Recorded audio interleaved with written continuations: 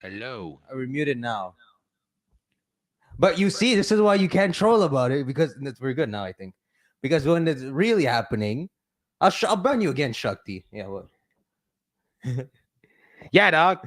Good. They couldn't hear anything. We said a lot of cancelable things, right? They can I lip probably did. they can lip read us. We were talking about LeBron still. No, they can't Oh, see they you can't right see now. that. They Okay. just hear you eating That was the something. funniest thing. I was saying some of the rudest stuff right now, lip syncing, and no one saw me. Everything's great. Shout out to someone asked if you pooped Solar Dragon. I'll double check that with him, man. Make sure everything's good in the bowels. Shout out to Astro Moose. Shout out to Red the Hero. James something. Pokemon Master 64. He's not 69. We were talking about extreme before this. He was talking about Clara being that whole crazy marriage thing. Yo, that thing is crazy. Yo, you know what's more nuts? If you guys watched Extreme Randomizer, I'm like, yo, how come the old man think you're a hop all the time? You don't even play Sword and Shields. You don't even get what's going on. I'll do something I call it plot stitching. So I'll just like use whatever information I have and I'll put together an idea.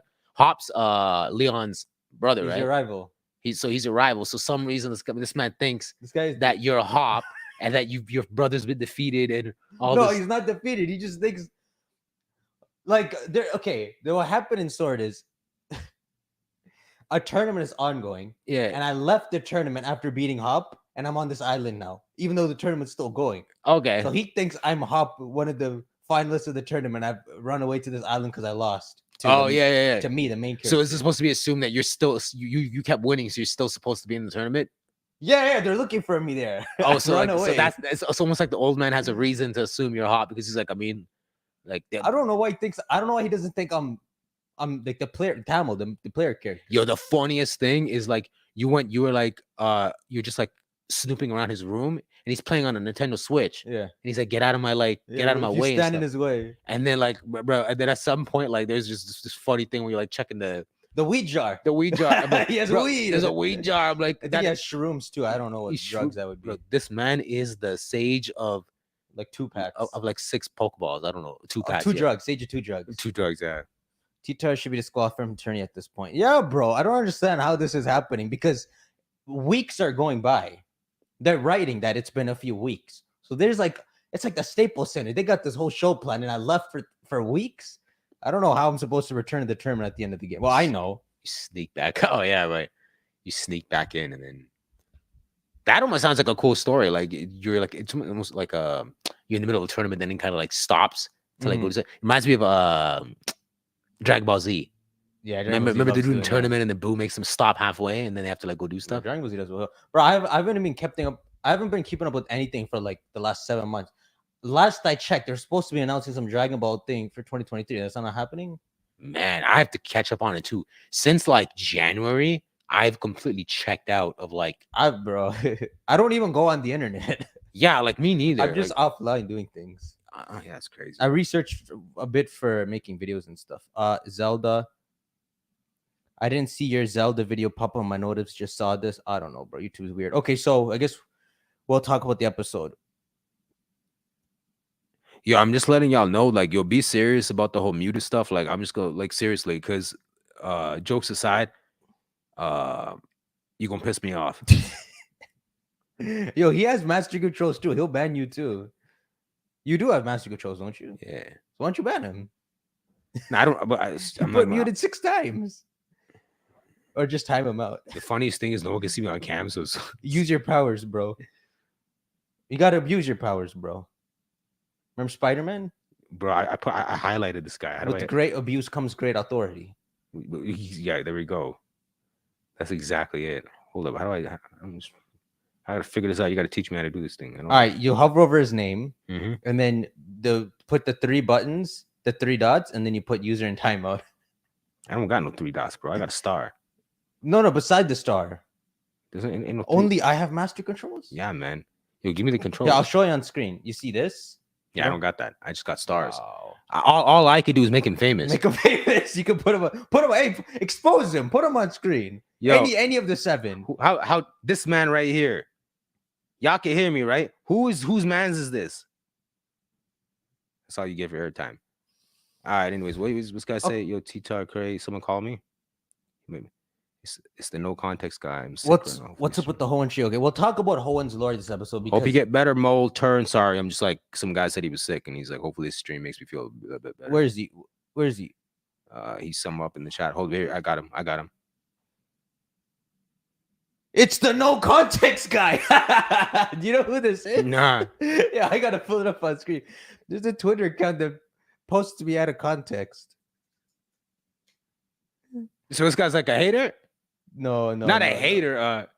I said hater. Oh, he does one of these. That's hilarious. So I mean, I could play, but they can't hear it. My name is Andromeda Altair. So Andromeda Damo. Okay, I don't think they can't hear it, but it's like Andromeda's supposed to be this beautiful woman.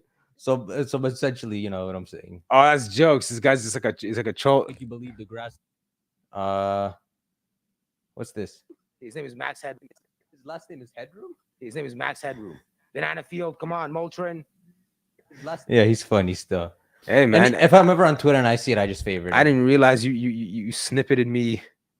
Yeah, he did, but dude's crazy. What's up, Alpha Beast? Okay, guys. Okay, let's talk about the episode. Yeah, we're getting nowhere. Someone said TTar's a funny guy. Oh, you guys can hear that? I don't understand how you can hear that. You couldn't hear it last time. I'd say you're pretty funny.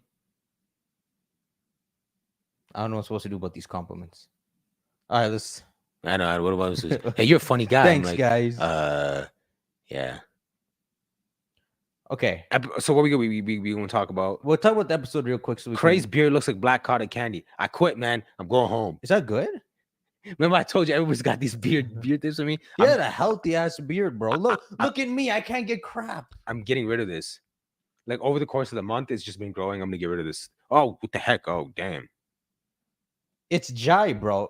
Hope you're doing well. Sorry, I haven't been able to show up for these, bro. You don't gotta apologize for that. I'm Yo, just trying to Django is my is that Mega Man Django talk about? He is, bro. He's a Mega Man fan. What's that? What was it called? Gun to Soul? This guy knows. See, he knows everything. Only like course. 3 people in chat will get Come that. on. I know it, man. That was a sorry, but to the guy that just super chatted, that was one of the best chips. Wasn't it Yeah, like it was like cheap. a ray gun and it could just wipe out the person's HP? Yeah. Come on. There's 3 of them. Yeah, bro. I hope they bring back that Mega Man game, man. I played on the second channel. That should be definitely a bring back. Someone said use beard oil, bro. They're talking about me. All right, let's talk about the episode. Yeah, let's talk about the episode. I don't know. I don't really understand because like I don't put anything on my face, but I'm like, is a beard not supposed to grow by now? I mean, you're on your own. I mean, it's working at the top. This? At the top of your head, you growing some hair there. Yeah. So what about the rest? How can hair only, like evolutionarily? What? How does that make sense? TTar's beard fled. But dude, I do look okay. I'm not gonna say it. Okay, so I do look good. What'd you say? I was gonna say that. All right, man. Let's get to this episode. What happened? I watched it. I know what happened. Okay, second episode, right? Frick, bro. This episode, man. All right, so this episode was like titled Captain Pikachu Wants to Train or something. Okay. It starts off with this girl in the room, right? So all right, so we're ready to I'm just getting myself already. Yeah, I'm showing recapping. So, yeah, we're recapping. Well, you can share your thoughts too. We'll just deal with this real quick. Yeah. Well, no, we'll recap. I'll step in. So this was very, very unexpected. Yeah. So I didn't. Okay. So they showed this, and I don't know who it was. So I'm just like, okay, they're introducing some character. Maybe I don't know. I don't have any idea who it could be. But I think near the end of this clip at the start, they show like this needle thing in the back. Mm-hmm. So I'm like, oh shoot, that's her. Yeah. I was joking, saying the fisherman is the needle thing. I know it doesn't make sense, but he got a Quaxley, and she has a Quaxley, right? But it's interesting they showed it. You don't think that's you think they're different Quaxleys? It might be the same one. It might but be the same we'll talk about this. So, they had no reason to have to show her. I thought it would just be a gag. Like whenever they're checking up for information, it'll show this needle thing. But since they're showing her, she might turn out to be the third rival. That's one way of putting it. But the other thing that was coming to my mind was I was like, it's exactly what you said. You had no reason to even like do anything with this character, but you did something. You don't have to introduce what it was. It's so weird because at first it just looked like a novelty person that just pops up during ads. Yeah, that's all it had to be. but then now they turn it into something who's integrated into the story. So And it's it like, just explains things. So they explain the Master Balls, they explain legendary Pokemon. It doesn't have to actually be a real character. yeah. So I give it bonus point. I'm just awarding it points because you integrated that into the story, Mm-hmm. but you also had it be this expand like the explanation person, right? It's pretty cool. Yeah, yo, that's Premiere Pro. I don't know what that is. Yo, that is Premiere. They're editing on my program. This guy recognizes the entire thing. Yeah, what? Oh, it is. She's editing her show. She's editing her show. Did they really just like they made like a knockoff version of? Yeah, they're hiding the tracks. This is the timeline. This is the zoom in and She's out. editing her YouTube video or whatever. That's great, bro. There's too much. I don't know when it happened, but there's too much like modernization. Modernization. Have you ever like gone on Instagram and you look at like official Instagram reels, like the KFC account and stuff, they'll post memes, official billion-dollar companies, official memes and stuff. Mm-hmm. I can't fathom it. Yeah, it's all modernized now, where it's just like we're in like such a like a cybery thingy. Everybody's just like, it's weird. Someone said she's 100% the anime version of Penny. I was about to say that, but then I was getting quiet. I'm like, when we were trying to guess who it was, I was like, is that the Cassiopeia lady? That's a good guess. Because imagine that's who it was, and I'm like, because apparently she seems to be very intelligent, et cetera, right? You have to finish the recap, but that was the number one thing that was coming to my mind. I'm like, is that the girl? But then if we look at the image right in front of us, that's not the hair of the one that we know in the game. No. So it'd be really weird if the person just was the same girl. It's got to be a different person. No, it's someone else. It's someone, unless there's no Penny. You know, better thing is, what if there's this lady and Penny? Yeah, it'd be amazing because this would be a non-Paldia one, and then she would meet Penny and Paldia. Yeah, talk about hacking. Bro. Okay, so Needle thing is Cassiopeia identity. I don't know why they don't just use Penny though. I hope they use both. If this replaced her, that'd be pretty bizarre because it's like you already brought Nimona. Now you don't have to replace her. I think it does them better to just show Penny. Yeah, because people watching, they want to buy the games. Yeah, exactly.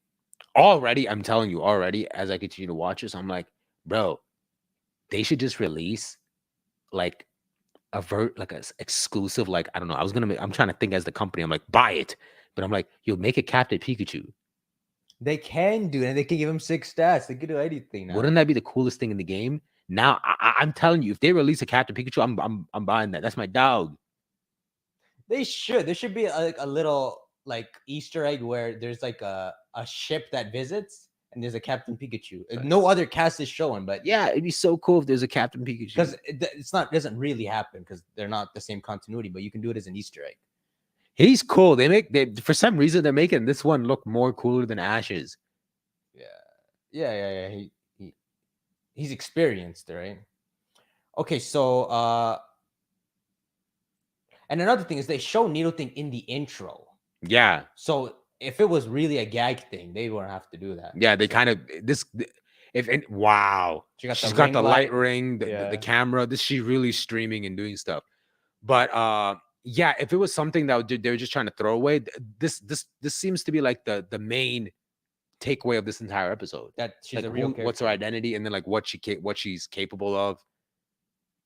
That's funny who it turns out she is, though. But so I have a question. All those videos we see, that's not the school. No, this is just someone's YouTube channel they're watching. And they just watch him his YouTube channel. It just supplements their knowledge. Okay. Because I was like, does she work for the school or something? I'm like, how is Freed's crew helping the school? You know what I mean? So here she's putting on the outfit. Bruh. This is Premiere Pro. So she's why is she putting on the outfit to edit? I don't know. But here you go, training Captain Pikachu. So this is a recap of the recap. They put a recap again. So the recap is something like Amethyst was after their pendant. They try to fight him. He beat him up. Rayquaza came out of the monster ball and ran away. Then Roy joins the gang. There you go. And then this is my guy. This guy said, "What, Captain? Watch the wheel for a sec." Captain Pikachu. In Japanese is awesome. Captain. Cap. They put a Y in there. Yeah, he's gangster. Cap. That's your next Pikachu. You gotta call him Cap. Or Bro, Captain. but Pikachu's so ass. I know, but Dude, like, this is what doesn't make sense in games. Like in the anime, Ash can use a Bulbasaur, but that's like within the first few episodes. We can never replicate that. yeah, We have to evolve it. yeah. Soon, Pokemon. But will that's figure what it I'm out. saying. It'd be so cool if they just release like an unevolved. Or wait. Okay, a special one, sure, but also a way for weak Pokemon to be usable. Yeah. Some way. Some way. Maybe it's like And you know what's crazy? It doesn't have to be something that allows them to return back to competitive light. It just has to be for like the common person who wants to play a game. If he wants to use a Pikachu, like, do you understand what I'm saying? Like instead of working so hard to be like, we're gonna create this capsule that makes it stronger and it's competitive. Like, you don't have to go that far. You just have to make it so in game it's a bit more beefier. what about once you reach the conditions that you can evolve, that you can go to someone and just awaken those stats. That would be a good idea. So you could have a Bulbasaur with Venusaur stats. That's the way to do it. That'd be very cool. And that's an excellent idea because you guys know how many Pokemon can you? I'm pretty sure you guys can comment and name like at least 5 Pokemon that you actually like. In it's like You don't want to fully evolve. you don't want it to There's something evolve. more closer. So I'll like- give you examples that just come to my mind. For example, Scyther. Yeah. Okay, dude. Scyther's one of like the only examples where you can keep it unevolved. Because Scyther's stats don't change. He just puts on a code. I know, but that's a way. Okay, so let me give you another one. Magmar. Yeah. I love the way Magmar is. Like, I'm from. Yo, imagine how much more personalized it could be. Like, imagine you just wanted a Charmeleon, level 100 Charmeleon. Jeez. Like, it's so crazy because even when you think of like the customized stuff, I'm like, they could do something like if you had like a fully maxed out Charmeleon, but you could give him like sunglasses. Oh, that should come next. And he's yeah. just a Charmeleon with sunglasses, and you're like, yo, this is like my gangster. It becomes a bit more personalized. a lot more personalized. Right? Maybe they should do something like They're that. gonna Where do that. break stats or something. No, they're 100% gonna do that. Magmar is definitely one of them because I wasn't a fan of Magmadar. And And you have to be now. You now, have to evolve him. because you have to evolve. That's the point. In order to get the stronger form, you have to accept. So I can't tell if fans nowadays are like Magmadar is the best because they actually like him, or if they've just gotten so used to the They're used stronger, to him, yeah. right? Sorry, I'm ranting, but the reason why I'm saying that is because I loved the episode where Ash is fighting Blaine, Mhm. And that his fire spin looks crazy. and Magmar is one of the coolest Pokemon. It's fighting, its Fire Blast is crazy, but at some point it 1-on-1 fights Ash Charizard. But it's like so nimble. Like at some point, yo, it's crazy. Like they have a standoff and they both dive at each other, and then like like hand They gripping. grapple. They like hand grip each other, right? And the ground is breaking below them, and they're hand grappling. And it's do you understand? But do you understand what's happening? Big Charizard's holding him like this, the little one's like this, and then they pan to his face, and he just smirks. Okay, I remember this. Yeah. And then he just goes boom, and he just jumps behind him, Uh-huh. and then he attacks him, and I'm like, this Magmar is crazy.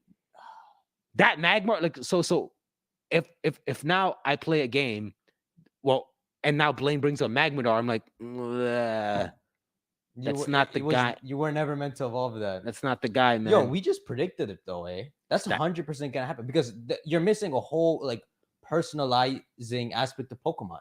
That the Ash would not fit with. Maybe we can make Ash fit with the Venusaur, but Ash fits with his Bulbasaur. Mhm. Like N should pop up. Well, okay, let's not go there, but like, nah, we predicted that's gonna happen. I think especially because Pokemon is one of those companies that love to get into trying to customize and personalize things. Like they haven't done too much here. They've done a lot more in other games with outfits and stuff like that. They've Really, just outfits, yeah. But I would like if they took it a stage further and let you personalize. It's already cool that the Pokemon can now like run out of their balls and go like pick fights. Finally, Now if you had like That's pretty Charmeleon with big. sunglasses and you just like yeah. now you personalize it. Let's say I call him Char, right? Like Char. And I'm like, Char, there he goes with sunglasses. He's picking a fight with someone. Like, it's a great personalization. It's even better for Poketubers. Because the way you kind of interact because with we messed with the Pokemon too much. yeah, because you're messing around having fun, right? I'm all for that. But I don't know what Rockruff and whose legs are these? It's friggin' Murdoch, Oh, bro. get out of here, bro. Wait, okay, let's see. People are saying something. Hold up. No, but I think that's 100% gonna happen. And also it could be there could be another aspect to it where, like, for example, let's say you decide to keep it as a Charmeleon, it would have Charizard stats but never be flying. Yeah. So there could be a competitive thing to it. But it probably wouldn't be allowed and competitive, but in your personal playthrough. See, that's what I was saying. I was like, I'm okay if they like ban that kind of stuff from like competitive, but at the least, like, for example, if I'm just playing like Pokemon Red, right? And then I just don't want to evolve my Squirtle. Let's just use that for an example. And now I'm about to go and fight Giovanni. Can I at least have something that allows it to keep up with the Blastoise level so I could just play the game with the Pokemon I want to play with? A Squirtle as strong as a Blastoise? Yeah, and you just be like, this is so cool. I could just because there's a lot, I'm telling you, there's a lot of Pokemon that you just wouldn't want to evolve. I mean, let's take it all the way to like even this is just a bit random, but even the fact that Screamtail is an unevolved Jigglypuff, It's badass. but its stats are high. Yeah. I'm like, can we just do this? Yeah. And you know what's crazy? It would actually give a little bit of like comfort to like, you know, when you're questioning how come Ash can't evolve all this Pokemon? Like, what's wrong with you? Like, you mean to tell me Yeah, it's like he can't, right? right? What if you were able to like theorize that like maybe his Pokemon just stat broke and they just like stat broke, dude. That's a good word for it. Stat break, man.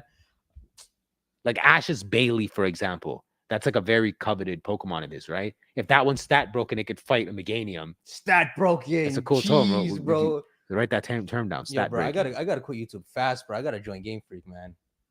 I'm gonna I gotta steal all your ideas. We'll send resumes to them. I'm gonna be like the needle person in the back. I'm just gonna be feeding you information. Let's see. What are people saying? So, okay, Django's from the game Boktai. Okay, it's from you know that stuff, right? Vampire? Yeah, the vampire guy, right? Yeah, Django has his own game with the vampire. He crosses over to our game, is what he's saying. Bro, that is some cool stuff. I didn't know too much about that, but that is very cool. Someone said, "Is she at Blueberry Academy?"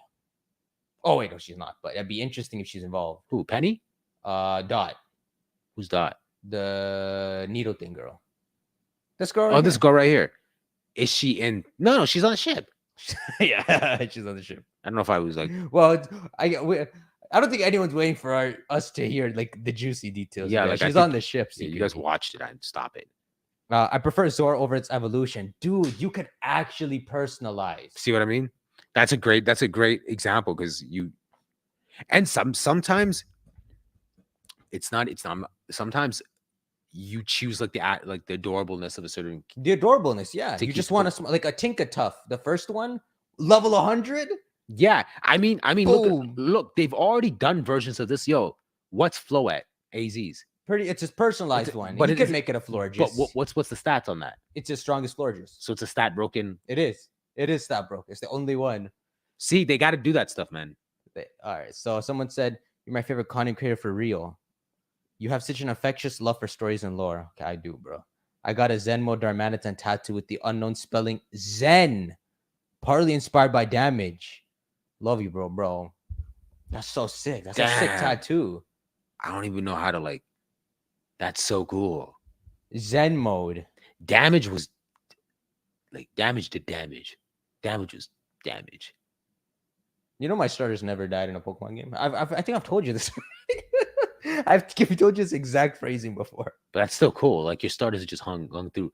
So far, like I think the two that are like everybody from your first one, everybody knows those guys. Bro, everyone knows them except me. I don't remember anyone from Alpha Sapphire. So when people message me like, bro, you let let's say Kiji down, I'm like, what the frick is Kiji? Some Kyurem I caught. I know some. Okay, so I know like the what was your so I know Damage, Schmurda, and Mavis. Those I remember that. And so then everybody, yo, no one knows, but when I caught Shadow Lugia, I called you and asked for the nickname. Do you remember? Yeah. I'm like, bro, I need a nickname that's badass. I need a nickname, and I'm like, what? You're the one who named the cross. Like Shadow Lugia. I'm like, yo, you know we got that from, right? Cross Mariah. Yeah. I know where you got. You guys, I don't know if you guys got that. Some of them might know Cross Mariah. Does anyone know? You'd be surprised. Like you think like we're kind of anime heads, just not since January. Not even since January. Yeah. I've not watched anime since like Attack on Titan season 2. Yeah, I'm so checked out. But it's like 2015. Man. Okay, if you were to play Battle Network, would you like to net battle, bro? I would have to get back into it, but actual competitive chip battling, bro. Yo, man, this guy, dude is addicted to. I was addicted, but I would have to stay away still. I got stuff to do. I have a feeling that if somehow competitive battle networking came out, you would be like I'd be addicted, bro. You'd be up there. That's like especially if they make you have to like earn higher in chips, you'd be stuck in that. Bro, that's like someone saying this competitive God of War. I'm like, dog. Oh, you do sick in that. Everyone's going down. Bro, I'm so ass in that game, man. Like I remember I was trying to I tried to film an episode, but I died so many times. So I cut straight to the last one. It makes me look good. Bro, I got so much training practice though in all those deaths. But bro, I'm ass. That was in November, bro. I don't know how it's been like 6 months. I try so hard to be good at those games. Well, you are good at them. Here we go. They can increase the base stat total of unevolved Pokemon, but would get stats that differ from they naturally get. Yeah, they could totally. But I'm trying to find the most simplest thing, so they just implement something. So just release like Ultimate Go hunting their stats, so that any Pokemon can be. It'd be weird for some Pokemon, like maybe for Eevee, because you'd have to pick one of them. But maybe you could just project like potential from some of their forms. So Eevee can learn like Psychic and stuff when you stat break it. Yeah. It's they can figure it out. It's not a difficult thing. Like the fact that I just pointed out that AZ's Floette is already an example of one. Mhm. They could do stuff like that because AZ's Floette could just do the same thing with the Captain Pikachu. It's done. They can. Now it works. Someone said stat broken Murkrow would legit make Honchkrow pointless. Okay, so they're saying this because Murkrow has Prankster as an ability. Honchkrow loses that. So Prankster, you know Prankster, right? Yeah. If it's a status move, you go first. So that makes Murkrow, it's because he's all devious and small. He's the goon guy. He's not the big boss, mafia leader, Honchkrow. So he can do some other stuff. But that's also why I said maybe the counter to that is don't make it so that maybe like ban it from like competitive or do something where it's weaker. Like a maxed out Murkrow can't beat a Honchkrow like in terms of stats, but it's high enough that it's better than what it once was. Does that make sense? Okay, you could do that. So are you saying its stats are almost as high? Because AZ's Floette is one stat under a Florges. Interesting. I'm just trying to figure out a way to have you because what he just said, if we have a stat broken Murkrow, right? Then Honchkrow is useless. I'm like, so how do we make him not useless? We have to somehow make it so he's still stronger, but this can get you 90% of the way there, 80% of the way there. To be honest, I think it's okay if Honchkrow turns out useless. Okay, just then stick to using Murkrow. That because Honchkrow still gets Moxie and Murkrow wouldn't. So it's your preference at that point. And then you just play the extreme randomizer. None of that stuff matters. Someone said Eviolite. You would lose it. You would lose Eviolite once you stat break, bro. We can't have that. Can you actually link Cray's social media, bro? But he doesn't post anything. I'll link it. I will soon. I'll link it after this. I will soon. I will emerge from the depths of Paldea crater. That was so nerdy. So we're never gonna get to the top. You're so right. Nerdy? No, I was like, I will emerge from the crater of Paldea. Like, because I'm not doing anything, I'm gonna like pop back out. That was very like. All right, so let's keep it going. So, what's even happening in this episode? Freaking Murdoch. We see he has an Alcremie. Do you even know that Pokemon? It's from Sword and Shield. Bro, you were right. He fishes in the sky. What's wrong with this man? Yeah. So what is he catching? Because he caught a Pelipper because it was flying. I think it's in the shots. You go, bro, get out of here. He caught a Pelipper. Wait, maybe, but they're on. He's got bait on the side. He caught a Pelipper. He's doing the real deal. Dude, that looks freaking good. That's so funny, bro. He caught a Pelipper. Yeah, so she's studying for her test, or she's studying her Pokemon actually. And then Roy's just like, we need a battle. Roy's like, yo, dog, you know, you get the whole like they're even doing this in the anime better than they did the last one. Like in the previous episode, they're teasing it, right? Like ran up to Liko and he's just like, I've been wanting to meet you, holding her hands. And then she's just like, really, is this? This is too forward. This is too far. Like even right now, he's just like, I've been looking for you, dude. She doesn't react this time, but they're doing it on purpose. But they didn't do that as much I don't think they ever did that except for Brock. They slowly tried. Nah, bro. Like maybe early on, they kind of made like Misty blush, I guess. But that's like it. Brock was just cool because he was like that from the start. Which is sick. He's just a hopeless romantic from the beginning. Yeah. But anyway, that's just cool stuff. But so now, wait.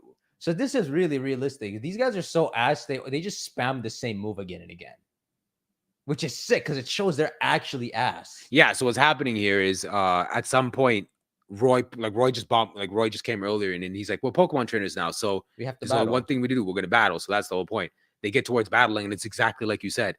Instead of being able to like, because they're so novice, they're even more novice than like Ash. Like I'm talking about like, they're novice. Kids, bro. They're just like, it's like kids just going like, attack it. No, they're us spamming moves. That's what they're doing. Yeah, it's like button mashing. That's exactly what they're trying to show. They're button mashing one move again and again. So he's using Ember again and again, and she's using Leaf Edge again and again. That's all they know how to do. And maybe I don't know if they intended this, but they show something where after they spam these moves, both their Pokemon go to sleep. So it's almost like those RPG elements where they have exhaustion. So meanwhile, when Freed is battling, he's like careful and making like one move at a time, Rationing his energy. Yeah. So maybe that's what they're trying to build up to here. That you got to conserve. You know boxing. What? That'd be interesting if that was like brought into Pokemon later on, like this like a stamina thing. I don't know how they never would because they have like a solid system, but yeah. Maybe in like some overworld type of battle thing. But I like it in anime form. In anime form, it's good to think that like the Pokemon runs out, so you want to like carefully pace your attacks. People are saying it's their PP. Please tell me you know what I mean. Yeah. Okay. It's their PowerPoints. So like you're gonna get a sample and figure this out. So they ran out of PP, but they have. We know they have another move. They have Scratch and Tackle too. So I don't know if they ran out of PP or. It could be they ran out of PP, but I think I like the idea of them just being exhausted. I like the exhaustion idea. Yeah. Like they just spammed too much and they got exhausted. These shit people know too much. She's like, okay, it's a. For some reason, Molly looks like she's supposed to be in One Piece. She does. You see, she's a luxury Nurse Joy. Yeah, but like she feels like a One Piece character. She does. Yo, bro, these guys, man. They got an app. They got an app for. Look at the apps on their phone. So Freed gives them back their phone. I think the secret girl on the ship installed these for them. He has the phone, messaging, Google Maps, freaking Pokedex app. So I saw a bee fly by earlier. I could scan the bee. Imagine living in the Pokemon world. And then they have a freaking Rising Voltaclers app. Okay, so I got a quick question about this. Explain to me. These phones, they're actually Rotom? Yeah, bro. They invented Rotom's a ghost. They invented one where they put it in a phone. But so powers the phone and it's also kind of sentient. But but it would mean that it's an active Pokemon. It's a Pokemon. But they can never use it for anything else. It's weird. It's like these guys are given phones, but they're Pokemon, so it's technically they have a Rotom, but I don't think it can fight. And I think it's probably made so it can't fight, or else like the phone would be dangerous or something. That's so weird. Okay, fine. Now I know. It'd be cool if they could release the Rotom. That is, I mean, if someone said Rotom enslaving, you're totally right, but at least the Rotoms are smiling. I know, it's so enslaved. Like, and they make it look like he's having a good time over there. Yeah. He's like, I love my job. Yo, they first announced this in like Sun and Moon, in a Sun and Moon trailer. They're like introducing the Rotom in game, and I'm like, Rotom as a new form. It's just ass. They do nothing with it. It's just your Pokedex. That was like after the lawnmowers and all that, right? Yeah, so I thought it was a new, maybe like a psychic type Rotom Pokedex form or something. I don't know. That's so weird. They should introduce more Rotom forms. So now they're official member of the crew. They have an app and they have a group chat on the app. That is so hilarious. They got the Discord before we did. Yeah, bro. Someone said Pokemon League spying on their trainers. It could be still. Not when they got the girl on their ship, though. She's probably looking through. Yeah, I feel like that girl can like intercept. Yeah, she can, I think. You know what I'm wondering now? Mm-hmm. If that girl is on the ship, right? If that girl's on the ship, don't you feel like someone like her could have easily like picked up on like the tracker being on? I know the old man found it after. Probably did, bro. Maybe she, you know what? Maybe she found it, sent Quaxley to go like. Okay, and the old man finds it after. You're right. Anyways, yeah, so they register their Pokedex, and then they're just like. And this guy's like, I need to register Rayquaza. How is it that by episode 5 you want to catch a Rayquaza? So this is cool. He says, I don't know where it went. So they have no leads of how to find the Rayquaza. And this is when Freed says that there's actually a secret member on this ship called Dot. She never shows herself. And it's Murdoch's niece. Why this guy of all the people? It's Murdoch's niece. And look, she's your age. So she is the third rival, bro. That's kind of cool though. Just Murdoch's niece, like it's just like a family thing. I'm just like, but of all of them, it could have been Freed's like godchild or something. Freaking this guy's niece. Who is this guy? I'm hoping Murdoch's got some like, yo. I keep thinking that I have this whole conspiracy that Murdoch is like a savage, like trainer. You think he has like a golem? And then a long time ago, he like gave up trying to be a savage trainer. He just wants to be and he's like, I want to be a cook and be at peace. So now he's like this. So then he's just like, I'll just like, I don't know how far that goes in terms of, but okay, what if suddenly he was just like, what if suddenly like a climactical situation happened? He was just like, you guys all go, I'll handle it. And they're like, oh, we can. And he goes, you can't, you're just Murdoch. And he's like, okay, I'm gonna take this too far, but it's like that Bleach Ikaku scene. They're not gonna get what I'm saying. But the whole point, he's like, yo, no one's here. All right, fine, no one's here. I'll do this. and then he'll just like send out a Pokemon that's like a whole A different level. secret, like he doesn't show anyone. Like, okay, so I'm trying to think of, okay, just for example's sake, right? Like, what if he's just like, he tells his like little Rockruff to give back, and he goes, no one's here. All right, and then he sends another Pokeball out, and it's like actually Lycanroc. Oh shoot, he has like okay. Like he has an elite group. Like I want him to have like juggernaut Pokemon. What's a good rock type we could have for him? Golem would be a great one. It is. But let's think of something else. Rhyperior. This is not very nice. What if he had an okay, let's see. Oh, Rhyperior, because he's big, right? Rhyperior. Onyx, nah. A Graveler would be kind of cool for him. I guess, bro. I'd go Golem though. Golem too. Yo, what if you got a T-Tar? Nah, it doesn't fit No, him. that wouldn't fit him. Aggron would be a pretty good one. If he was like, get back, then he goes Aggron. Go. Aggron, Gritty Rampardos. Yo. What if it just goes Terrakion? Go Terrakion. There's a lot of ones that would just suit him. I can finally show this. Go Glimora. It's a joke, bro. You don't have to hold back. I hate Glimora. I know it's a joke. All right, so she can write Anyways. apps. She coded the app, so they have no lead on Rayquaza. So he's like, okay, go ask her. Her name's Dot, and she lives in this door right here. So they go to, is that a treadmill? They go to knock on the door. She doesn't answer, and then out of the doggy door comes out her Quaxley. Now her Quaxley has a note, and the note shows Roy beat up. You have any thoughts on that note? Yeah, like this, like, it's almost like she has like awareness of the entire ship, even though she's inside the inside her room, which is like, it's weird because like it ties back into how the episode ends. But Exactly. I'm like, did she predict it? like, Is that what she's doing? is she predicting? Does she know? Does she have like cameras in the whole ship, but she can keep tabs? I don't know. Because she drew a picture of Fuecoco fainted and he lost the battle. And then the battle happens when they actually fight and he loses to Liko. So maybe she's like calculating, okay, you're weaker than her right now. This might sound crazy, but what if she's like a psychic user? Well, she Like- has Quacks. What's a good psychic Pokemon she could have? Like far-fetched, but Alakazam. She just has like an Abra. Okay, fine. I'm thinking like Sabrina. Like Yeah, I know. I was trying to think. That's hyper to think she has Alakazam at that age. she did predict it. We've been beaten in a battle, so she predicted it.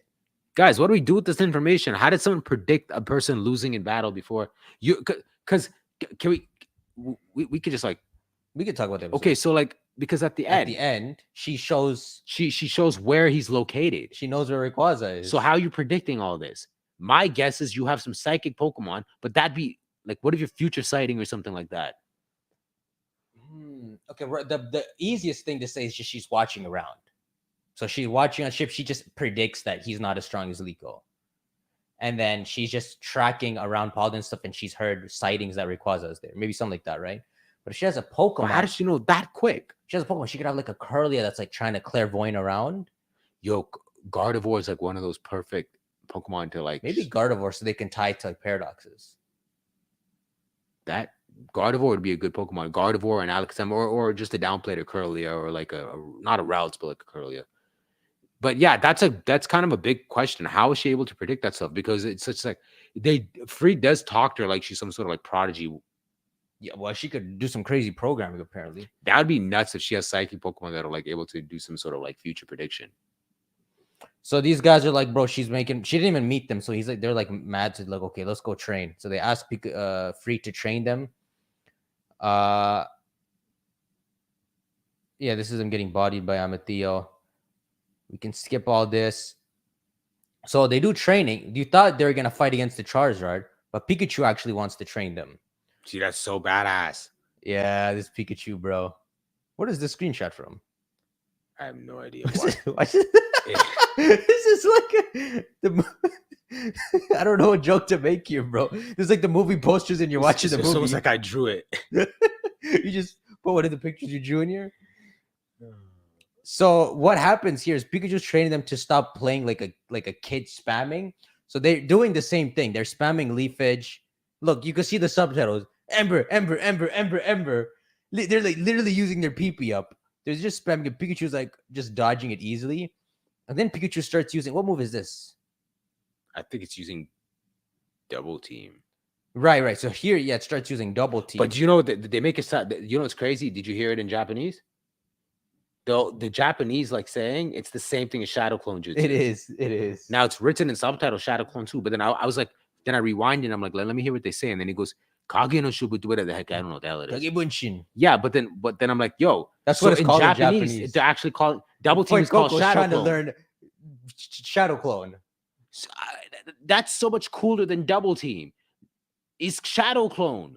I guess it has to do with like Japanese culture. Wouldn't probably make sense here. I wonder how much English just poops the game. I'm like, use double team. What's another move? Shadow Clone. That's so cool. What's a move that sounds sick in English? Hyper Beam? Wow, I was close. I was gonna look up Hydro Pump. Let's see this. Hydro Pump is called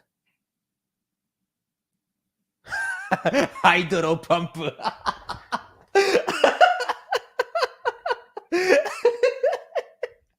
Let's do Hyper Beam. I thought it would be like, oh, I don't know. The Hydro Tenkaichi Pump. Budokai. Oh, Destruction Beam. But it's in Japanese. See, I need to know like the way it's said in Japanese. I think it might say Hakai. Like Beer says. Yeah. Destroy Beam. And the only reason why it works in this situation is because we actually know the context of like shadow cloning in a different anime. We'd have to hear it multiple times. But it goes back to even when they say use leaf edge, it's just saying Konoha, Konoha, Konoha, Konoha. Sounds smoother. So like it's pretty interesting. But yeah, it's so cool if they're fighting the Ash is just like, yo, Sceptile, Shadow Clone. And that's so much cooler than double Shadow team. Clone. It just appears. Okay, look, they're saying it's Hakai Kosen. This is Destruction Beam, Hyper Beam. So Hakai they're literally Kosen. saying destroy. That's cool, man. Damn. They sound cooler. That's crazy. So a lot of caps. So yeah, he's using Shadow Clone. So what they're trying to teach is just more battle smarts for them. So they're putting them in a situation where they have to get out of it. So what Liko does is, as they're attacking the Pikachus, you can find Pikachu making more. So you just watch where more Pikachus are being made, and you can find out what Pikachu is doing. So, but if you notice, just as a note, Liko's the one doing the analyzing, and then Roy's just like, I'm just gonna keep spamming. yeah, Like he's just they have two perspectives. Like Liko's the one who's like using. she's already battle smart. Remember, she put the things to sleep and stuff. Yeah. So she's using the more rationale. Roy's kind of like it's kind of like two people. One kind of like reads the manual and then like strategizes and goes, okay, this is what I learned. I'm gonna use it. The other one just like rips out the manual and he's just like, in I go. I think that's how Roy's just like jump in and get knocked out later. That's like an anime trope, right? But surely he's gonna end up mad strong. Ah, he has to. He has to. If you were to predict, who do you think should end up stronger at the end of the show? At the end, I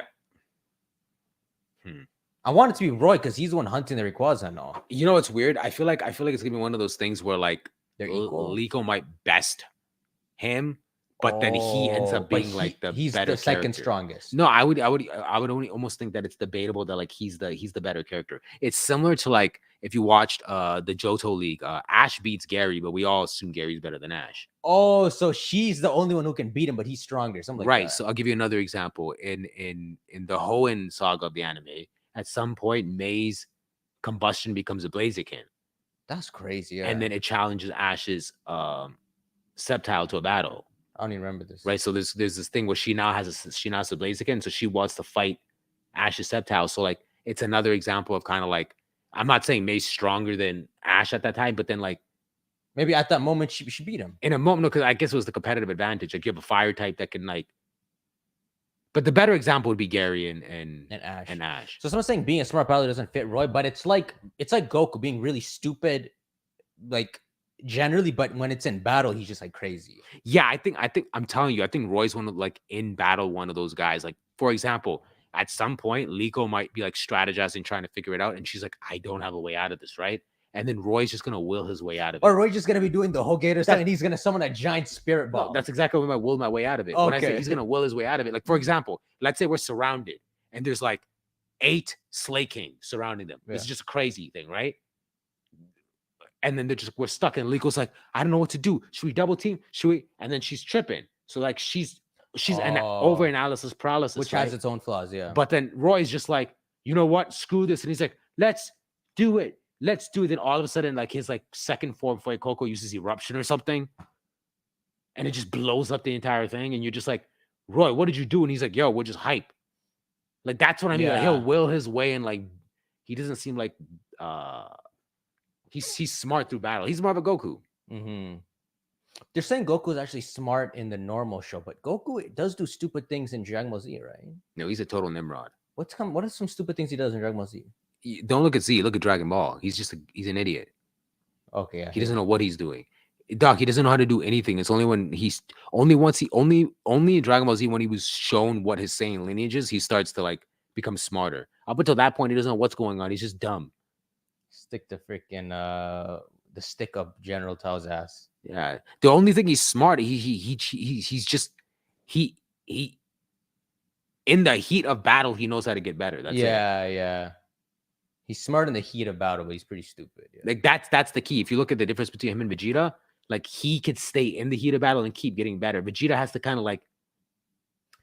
Someone said giving Cell Senzu. I've never hated the giving Cell Senzu moment. I always loved that moment. What's Salazenzu? But everyone calls Goku a bad dad because he made Cell stronger to beat his son up. Did he? Remember, everyone's losing to Cell, and he's like, "Go on, you fight him now." And then he gives Cell a Senzu bean. I know you remember this. Oh yeah, of course I do. Gohan's my favorite character in the whole anime. But that's not Goku being stupid. He just understands. I don't know. Everyone always says they hate Goku for that, but I never looked at it that way. I'm just like, we know what Goku's thinking. This is so like side stuff, but it's stuff that I like to talk about because like Gohan's like my favorite character in the whole entire. Someone said, "Is that being smart?" It's not about smart. He knows Gohan can beat him, so he's just playing around. Yeah, like what I think one of the coolest parts about that thing is people underestimate Gohan then and like relative to now. I'm saying because that whole scene where he sits, like everyone's like, on the scene, everyone's calling Goku a maniac. Yeah. So the show gives you the realistic side. And it's even So better you don't gotta because do it. the one guy who has every authority to call it out is calling him out. Piccolo. Yeah, Piccolo's like, you're gonna get your son killed. Stop that. So Piccolo's his godfather. He's like, you're gonna get your son killed. I'm not approving of this. And then Goku's like, yo, you don't get it because he knows something. He's in the chamber. Then you guys don't know. He's flashbacking to a scene when he's in the hyperbolic chamber, and he watches Gohan go into Super Saiyan 2 temporarily, and he's like, yo, my son can beat Cell. That's the moment. So no one else saw that moment. Instinctually, he did it. He got way past everyone else. He got way past everyone else. So like, I don't, bro. This is the funniest. Like, and then there's the scene where Goku's powering up, and Gohan's like, "Well, is that it?" You know, Yeah. He's thinking that in his head. No, they never say it out loud, but if you read his expression, that's what he's thinking. But they end up later on when he's saying like Gohan fight, and Gohan's like, I'm not gonna do it. He's just like, yo, I have a question for you. When you were watching me fight, were you like were you able to keep You're up? comparing it to yours. He was like, were you able to keep up? And he goes, oh yeah, but that's because you were like holding back. And he goes, nah, I was going at max. Yeah. It's so the problem you have is that it's not that the problem is you're stronger than me, but you refuse to like accept it or admit it. So he still doesn't accept it until 16 gets murked. And then he's like, okay, fine. The same thing it plays out with. That's why you gotta love Gohan because bro, to me, if I'm Goku, that's what I'm doing. Yeah, I would do that I'm too, making bro. Gohan, We like, live in the Dragon Ball world. Yo, okay, sorry. I know we went into the Dragon Ball Z thing, but I'll defend Goku just at this one point. I'm like, he sends Gohan into that because he knows the son can do it too. He wants the son to get better, right? What happens the second the situation got out of hand? He fixed it. He took accountability, right? Yeah, he fixed it So himself. he sends the son into battle. The son screws up, and then what does he do? With the most gentle smile, he's like, "I'll fix it," and he destroys himself, and he lets the son walk. So what other accountability do you want? Nah, bro. He did the most in character thing. I watch this. It gets better. Watch.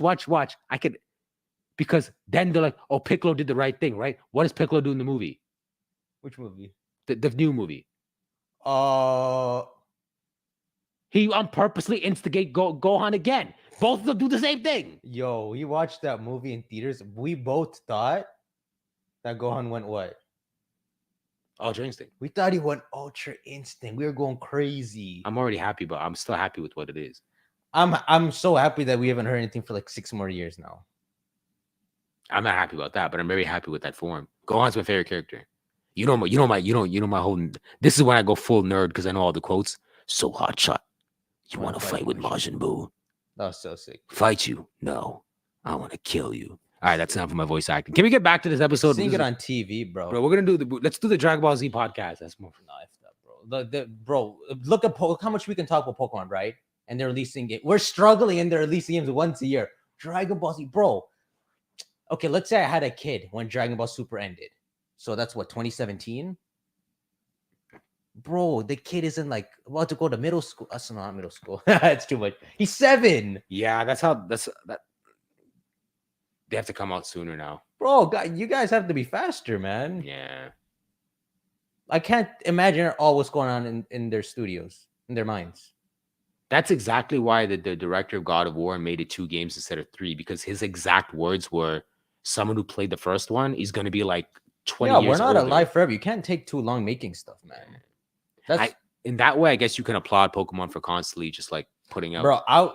People won't agree with me on this, but I like what Pokemon does with the consistency, even if the games are borderline a lot of the times, versus having to wait what was it, 6 years between Breath of the Wild and Tears of the Kingdom. Of course the game's gonna be good then. And I have like a bunch of hours in my save, but there's like it's a smoother ride when there's always content coming out.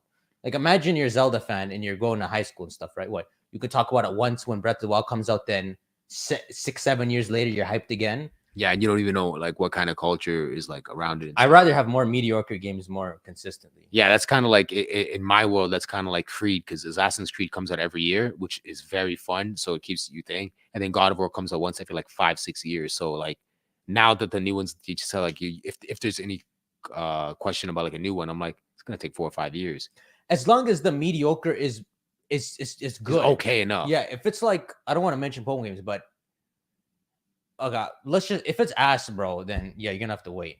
But like now where we are in the Pokemon space now, if we get Sword and Shield or Sun and Moon like stuff, then I'll be like, all right, bro. This ain't So gonna come. far with what they rolled out, even with the chibi stuff, I still feel like they haven't gone to the complete like, okay, this is nonsense. Like it's I'm okay with they it. actually haven't dipped too low. Like Ultra Sun and Moon was good, and then Sword and Shield. Let's not talk about Sword and Shield, bro. Let's just keep going. Okay, I don't quite get it. Okay, so then what happens here? Okay, they both fall asleep again because we exhausted them too much. They're spamming Ember and all. So she just battle is over and she cuts it. Then it's lunchtime. They're eating. This is funny. They're all like sharing how much different the Pokemon's taste palette yeah, is. how the cat like spitter food. And then it cuts to Roy and these guys, and they just both like spicy food. That's awesome. After the battle, they have a rematch, and this time, both of them have like processed what happened last battle, and they're not spamming moves off the bat. So she's like calculating and waiting for him to go first. Then he goes first, and she's like dodging moves. And then when he uses Ember, the Sprigatito starts going mad quick, and just like Ultra Instincts up to him and beats the Fuecoco up. It wasn't written in subtitles. Like there was something written in subtitles. I didn't see it, but for a second I was like, "It's not extreme speed." I'm like, "No, No, that'd be crazy. Yeah, that's quick attack, right?" Quick attack. Okay. What the heck is this? Yeah, so she learns quick attack and she beats him. Lightning speed. See, it's so cool the way it's called in like Let's thing. see. Yeah, that's what it's Lightning called. speed. Cap's training paid off. Well, you think they could ever implement dodge in a game? So it wouldn't be in competitive. It would only be for the main game, but a way to dodge. Yeah, you could. I think make it complicated still. Nah, I don't know using the current mechanics because it mess with the current mechanics, but it's a topic for another day. But I feel like the next stage is to change the entire format into like an open world RPG. Like you're going to have to get it a bit. So you know what? Maybe they'll do that for Legends. Because Legends, you didn't play it, but they have some weird thing where you can land a faster attack that's weaker sometimes. Yeah, I think those are the ways that they can test out dodges. Because in any other RPG you play, dodging is very easy to like implement. And Dodging or the guarding, right? dodging or guarding or perfect parrying or something like that. Like those would be cool things in the game. But with the current mechanical system, I don't think they could do it. Yeah, it wouldn't be for the main game, and definitely not for competitive. Okay, what's going on here? This sucker talking and stuff. Okay, Then they get a message in their group chat from Dot, who's the girl on the ship, and they're gonna go meet her. Is that how the episode ends? Yeah, they just get So they're gonna meet her next episode? Well, let's see. The dude comes out. Oh, it just ends up they're not gonna meet her. So this is cool. This is the part that completely like like we could stay on this for like a second, right? Yeah. So you say your thing, I'll just Yo, so this is Paldea. She drew a map of Paldea and gave it to him and showed that Rayquaza fled to Paldea. First off, if you remember Paldea, if we want to pretend Paldea is Shiver Turtle, this is where the head would be, right here. So look, they still cut that out pretty well. So Paldea, you got the crown here. You got the school. And I don't even know what this is. I don't remember that. Crown to the crater. Why the crater? I don't know why I called it a crown. What were you gonna say? No, I was saying like I was like I look at this and I was looking at this and I'm like, okay, there's always like a little moments in like animes where they start hiding hidden stuff. I'm like, this has something. Mhm. So I was trying to look at it. Like I not that I found anything, but I was like, did anyone find anything peculiar about like this thing? Because like, okay, let's just work with what we have. I can't tell if obviously I'm assuming Rayquaza is just super high in the air. Yeah. Or is he just so giant? What the hell, bro? What do you mean? I'm not saying he's the Midgard serpent who like yeah. covers the whole Paldea, but like No, he's but I'm trying to look for something hidden. Like, do you notice anything in this terrain? Like, how does this lady have such a bird's eye understanding of Paldea like that? She has some sensors, or I'm gonna assume it's sensors for now, just to be realistic. It shows it's like Rayquaza's creeping up to Paldea now. I don't Okay, know. so yeah, no, you say. Well, I don't know why you would flee to Paldea. If That's exactly my question. Why go to Paldea? Two, how does Dot know that it's going to Paldea? What'd you do? A tracker on him? He got an air tag on his bum. and she drew Rayquaza far away, so it's not even like there are sightings that Rayquaza is there. Like it's far in the sky. It's not like anyone reported it for her to be like, okay, I saw it in the news. She's such a mystery person. I have no understanding how she's aware of it. She was like indoors where Rayquaza was outside.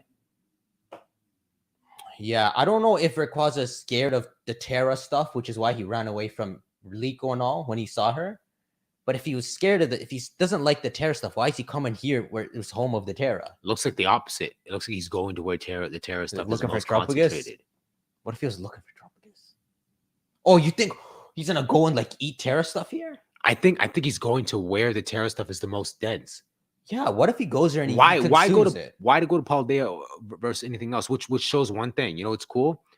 If he's going there in some sort of offense mode, like he's going there because he senses the most energy. Terra. When they go to Paldea, they're going to intercept him When they go to Paldea, at that point, they're gonna hear reports that there's a Black Rayquaza that. flying around, so they're going to intercept him. But what's more interesting is, isn't that where his mother is? Liko's mom. Yeah. So Must be. So basically, I'm saying because this sets it up for he's Both going to stories. Paldea, but he seems to be going for some other. We know as the people that play the game that this is probably the most terrestrialized landscape. Yeah, it is. So he's terrestrialized. So if he's going over to Paldea and He wants more crack. he wants Yeah. more of that. And if he's going over there, but then Liko's mom is already there, when they get there, there's already going to be this like crazy commotion going on. And then like I feel like Liko's mom and the grandma are all going to be involved because the like this has now happened. So like the next 2-3 episodes, I want the mom. I don't know how much the mom would know, but I want them to talk about the Rayquaza and there's something maybe that she knows. they would know something because if we use like the kind of theory I had that there's like a lineage of people that were on Liko's side and a lineage of people that were on Roy's side. Roy's side is the ancient traveler. Liko's side is like the companion for the ancient traveler, like just like a maiden type person. Mhm. So if that's the case, like I'd feel like certain aspects of lore were passed down from At least in story form. Yeah. in story from gen to gen. So I assume the grandma knows the most, the mother knows a decent amount, and then like now at this point, like these two are like the next in line. So it's just cool because this all we knew up until this point is they're gonna go see the mom and the grandma in Paldea. But now we know that the Rayquaza is going there too. So there's gonna be this like complete clash where And the new Explorers guy is gonna chase them there. chase too. them there. So So how does this work? So I'm wondering, in that commotion, does Liko's mom and the grandma have to participate? So watch this. Let me set a tone for you. Okay, so Rayquaza pops up. There's so much commotion going on. Amethyl and all the hunters pop up, right? And they're in a situation they're kind of like they don't know how to get out of, right?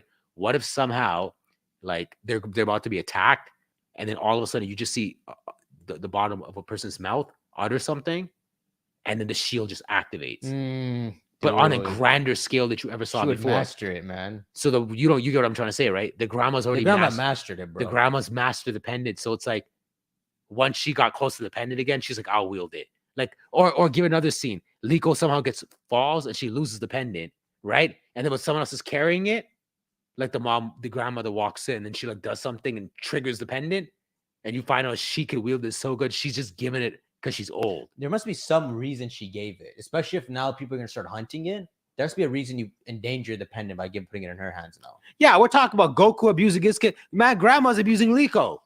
Bro, I get so mad when people talk about the whole Goku's not a Yeah, but good dad grandma for that said to stuff Liko, thing. yo, grandma I'm gave like, the pendant. watch the show, yeah. Grandma gave the pendant to Liko saying, go struggle. And then she's like, all right, we need some bodyguards. Oh, the mom says that. The mom says we need bodyguards. The grandma's like, let her starve. Literally, yeah. All right, let's see some of these. They can increase the base stats of unevolved Pokemon, but would get stats that differ. Oh, this is the thing from before. So stats that are not the same but balanced with their final forms, but everyone is still usable in some way. Yeah, so this is about the stat breaking thing, right? Just making any Pokemon usable. And I think it opens up a cool door. The thing we were saying earlier, you can use Honchkrow preferably, Murkrow sometimes preferably, because they have different abilities. It could kind of be like when we used to see Torchic could learn Hydro Pump. Imagine there's something only like there's a certain Pokemon can learn if you don't evolve them and you stat break them. That'd be cool. That's kind of cool. Fapner, he says, hey, TTar, been watching you since 2014. Keep up the top tier content. Love you, buddy. Listen, bro. You can't be telling me these things. I appreciate it, bro. Okay. I feel that Rayquaza is a Paradox Pokemon. So I think maybe they're saying because it's black. This guy hiding a smile, bro. I thought we were having a discussion. You could chill on the African American, bro. I'm saying, like, let's say that they're saying it's an ancient Rayquaza, right? It's because he's black. He's an ancient Rayquaza. I guess he's implying that it's like the granddaddy or something. Like it's actually an old Rayquaza, so that it's technically a paradox. What if that's a better way of looking at it? He's not a paradox. He's just a granddad of. Yeah, because if he had like some scars or looked like different, I could say that. But he literally just looks like a Rayquaza. I'm still trying to like see if my idea about like him in like 2, 3, 4 other Pokemon is still I like active. that idea. But Someone said, "Are you guys brothers? You sound so alike." I sound like him. I'll take the compliment, bro. Maybe I get the beard like him too. I sound like him. Like, hold up. Like, I say something, I'll say something. what's up? What you up to? We're gonna sound the same. But you know What's what? up? What you up to? But you know the thing is because we hang in a crew of 15, we all sound the same. Steal each other's vocab. Yo, if you met my group of like 15, there's like 15 of us. It's like a giant pirate crew. We all sound the same. All of us, all our accents, all of our lingo, everything is the same. Yeah. It's so goofy. Like you'd be surprised if I could literally. I'll chill. I got 15 brothers. Then I'm blessed. I know. I could literally just call. Like I'm not even like I was gonna bring a bunch of my boys' names. No, don't say it. No. I could literally just get 2 of our guys, right? Put them in the seat, have them talk about it, and you'd be like, "Wait, are these guys their brothers?" You would completely get screwed over. Yo, you know, sometimes when people talk to me, they'd be like, "Bro, community. Like, do you fake your Canadian accent?" I'm like, "What do you? I have a Canadian accent." I don't even But know what it's the vocab we use, or maybe there's like some weird way we talk that it apparently sounds Canadian. I honestly think that the people in our crew, we don't sound like super Toronto, do we? See, Toronto. You're supposed to say Toronto, but that's a Toronto thing to say. Toronto. Everyone in Toronto says Toronto. See, bro, there's some Canadian thing in us. Yeah, but I'm thinking about the guys that go, "Yeah, hey, man's be talking." I don't talk like that. But I have a small version of that though. Well, okay, it's not that deep. That sounds like a hockey player, but I'm saying like, yeah, we have a small version of that. I think at least I wouldn't notice. I never thought I had a Toronto accent, but if I sound Torontonian, good. I guess that's a good thing. Okay, let's keep going. Someone said, "Oh, Cray, when's the next song out, my dude?" Well, my beard is double the length of this. No, I'm joking. I'm in the process of doing nothing. He's just say that. It just goes off. No, guys, I'm busy, but like I actually have like not that it's important like that I'm of any portraits in here. I'm just here to talk Pokemon and stuff, but I do have like little aspirations of wanting to do a little bit more YouTube stuff on my own channel. I'm just like busy with other stuff getting set up, and I like I'm here to support. Yeah, he doesn't actually have time. I just steal him for a bit. Yeah, I'm just here to support, but I definitely do want to like I would love to put out some music and like plug it in, listen to my music, man. If I could free up some time of his, maybe he would go to the studio. But I gotta. I'm in the studio at home all the time. I'm just always I'm busy. Like adult life. Oh my god. I make it sound like I have like 45 kids and stuff on Whitebeard or something. James Harden, Whitebeard. James. Damn teacher, why expose my man like that? Who'd expose? Me? Yeah. I've been exposed. Oh, no, I get it. I can't wait till they get Randolph on the podcast. Who's Randolph? It's another YouTuber. At some point we can. He raps. And then Cray and Randolph at the end of the podcast go, it's rapping time. And they both rap all over the place. I don't know what's happened. Okay, so Paul, yeah, that's okay, guys. Just to let you guys know, if this recap is making your head hurt, don't worry. In the clips channel, there'll be a nicely chopped up, spliced up version of this that's going to be much more bearable for you to do. So if you guys are like losing your brain cells, just don't worry. Later on today, we'll get you a shortened version. Yeah, go subscribe to the clips channel. That's in the description. Someone said maybe he is sensing the energy he's missing to transform since he looks like he's undergoing some type of transformation. That's what I'm thinking, right? So he's like about to go back into his terraform, but he needs more like crack. So he's gonna go. And I don't know if this works specifically for Rayquaza because he eats meteorites. Maybe he's just gonna go feast on the crystals. What if the first thing he does, he just dives into the crater? And you're just like, what is he doing? That would be a movie cutscene, bro. Because no one goes in the crater. So now this black dragon just goes in. Okay, so play around with me here. Let's just say he goes straight and he's like, he's there and he just dives right into the crater, right? And it's almost like there's no time to explain type of commotion. What was I gonna say again? If he goes into the crater, damn it, I forgot. He goes in. Do you think people are witnessing it? Now it's just like in the commotion. I was trying to like have a scene play out where the point of him going in there, it's like what I was saying is like if he enters that like almost like violently he goes down there, all this time it's like blocked off, like no one can even go near. Now it's gone into it. So what happens now? Now some random squad has to be deployed to go into area 0. That's terrifying. If Rayquaza won in there, I'm not going in there after that. But that's the point. So imagine going to Paldea, they go look and they're like, Rayquaza's here. No, he's gone to the crater. And they're like, yo, that can compromise Paldea itself. And they're like, and then like a squad has to go in. Watch, a squad has to go in, right? So what squad could go in? I'm trying to set it up for saying one character, if the person is how they are in the game, would be sending Nemona in. Nemona or Gita, right? Right? So you would go with Nemona, maybe Gita, and then you guys would go with her, but there'd be a secret squad that has to go. So early on, you'd be in area 0, which means if we're temporarily in there, even for a moment, does a paradox show up? I hope. We have to see if the time machine's been made and all that. If heat already exists, all that stuff. So, bro, if we meet Nemona, do you think she's gonna have like ass Pokemon, or do you think she's gonna have fully evolved Pokemon? That's the question. The question is, at this stage, is she like the way she is in the game? Is she already achieved? With us, or she's already like champion? When I was saying you would take Nemona with you as like that squad, I was assuming she's already champion level. So what kind of? Because for sure, she's not a rival. No, she's unless they're just showing her at the start for some reason. Yeah, but she doesn't have a start. Her start was like a year. She's already started. Ago. She's like a senior.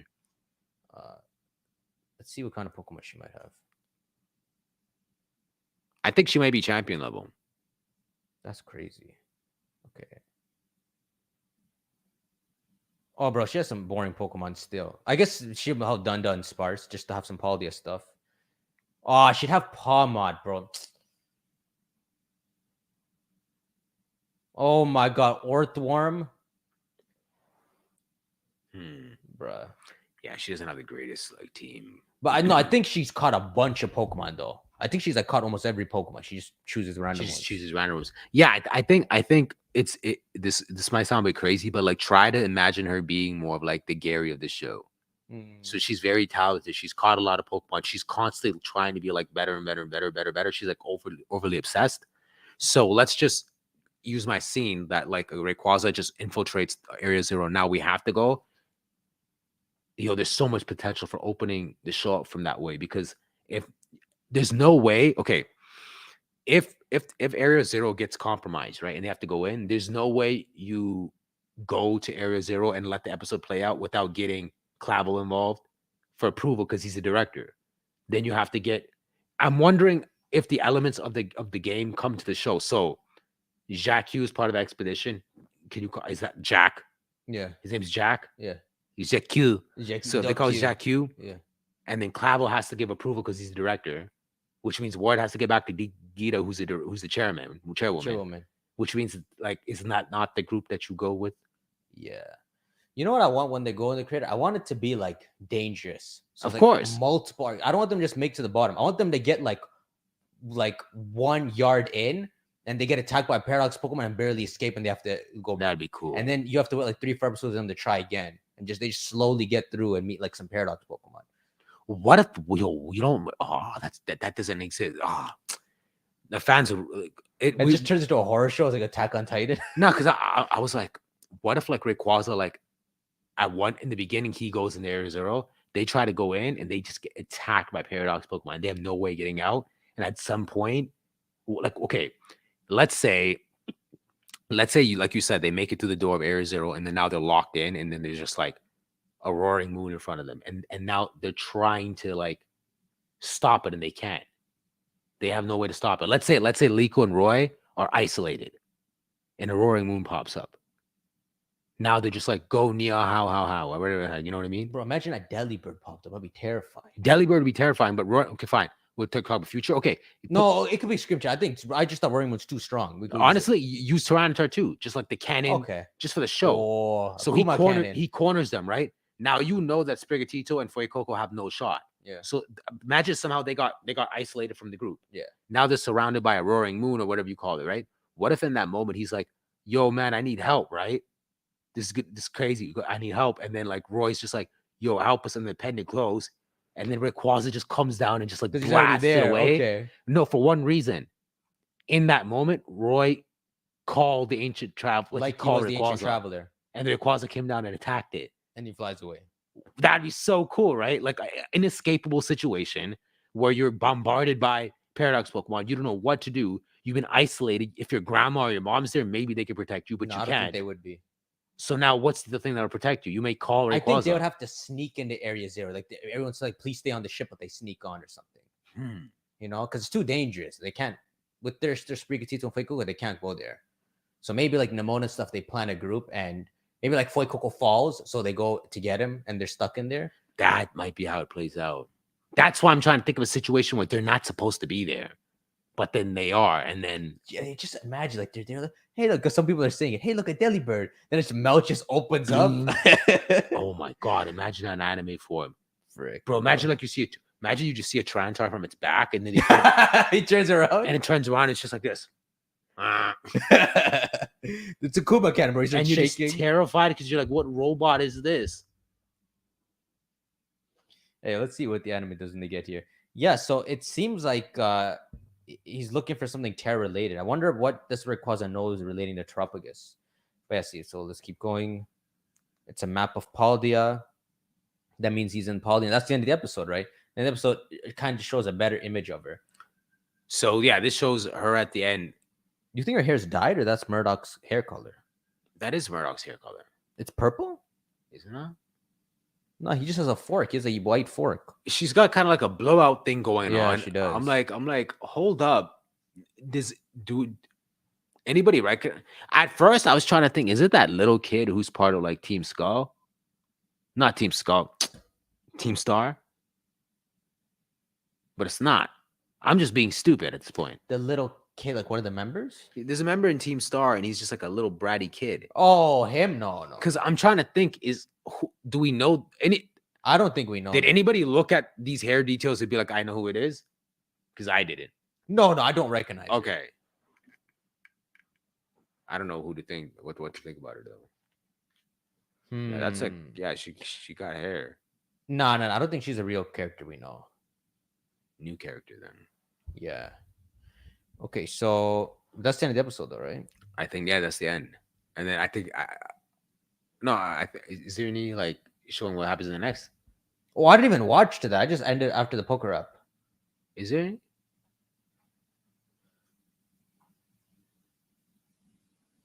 Oh, so he does. Do you see the way he enters the poker up all slowly and He's elegantly? slow, and then he stays slow. For And the he whole just fails it. He doesn't even care. Oh, Okay, here we go. Here we go. I've never seen this. Hold Look up. at this, So look. next episode. Okay, this is the needle thing talking. Huge preview. Oh, this is the locked door. So what is there? Pyukumuku is in the. Oh, is the locked door her room? Because the episode's titled "The Unlocked Door," Unlocked. right? What's Maybe- he peeking into? Is that with the girl? But it looks like a SpongeBob door, though. It's huge preview time. While soaring through the great blue towards Paldi, they run into trouble.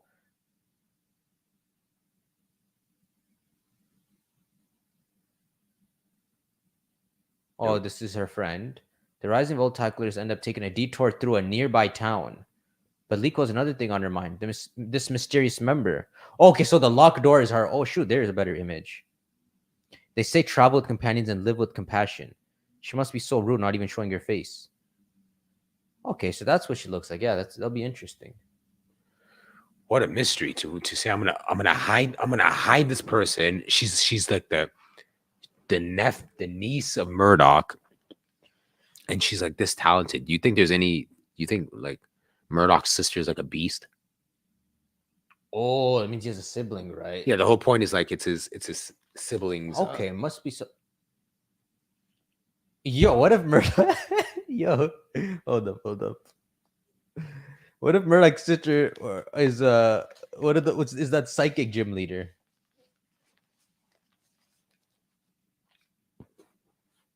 Like oh no, that can't be Murdoch's sister still. Okay, well, that'd be interesting, if he turns to be one of these dudes a sibling.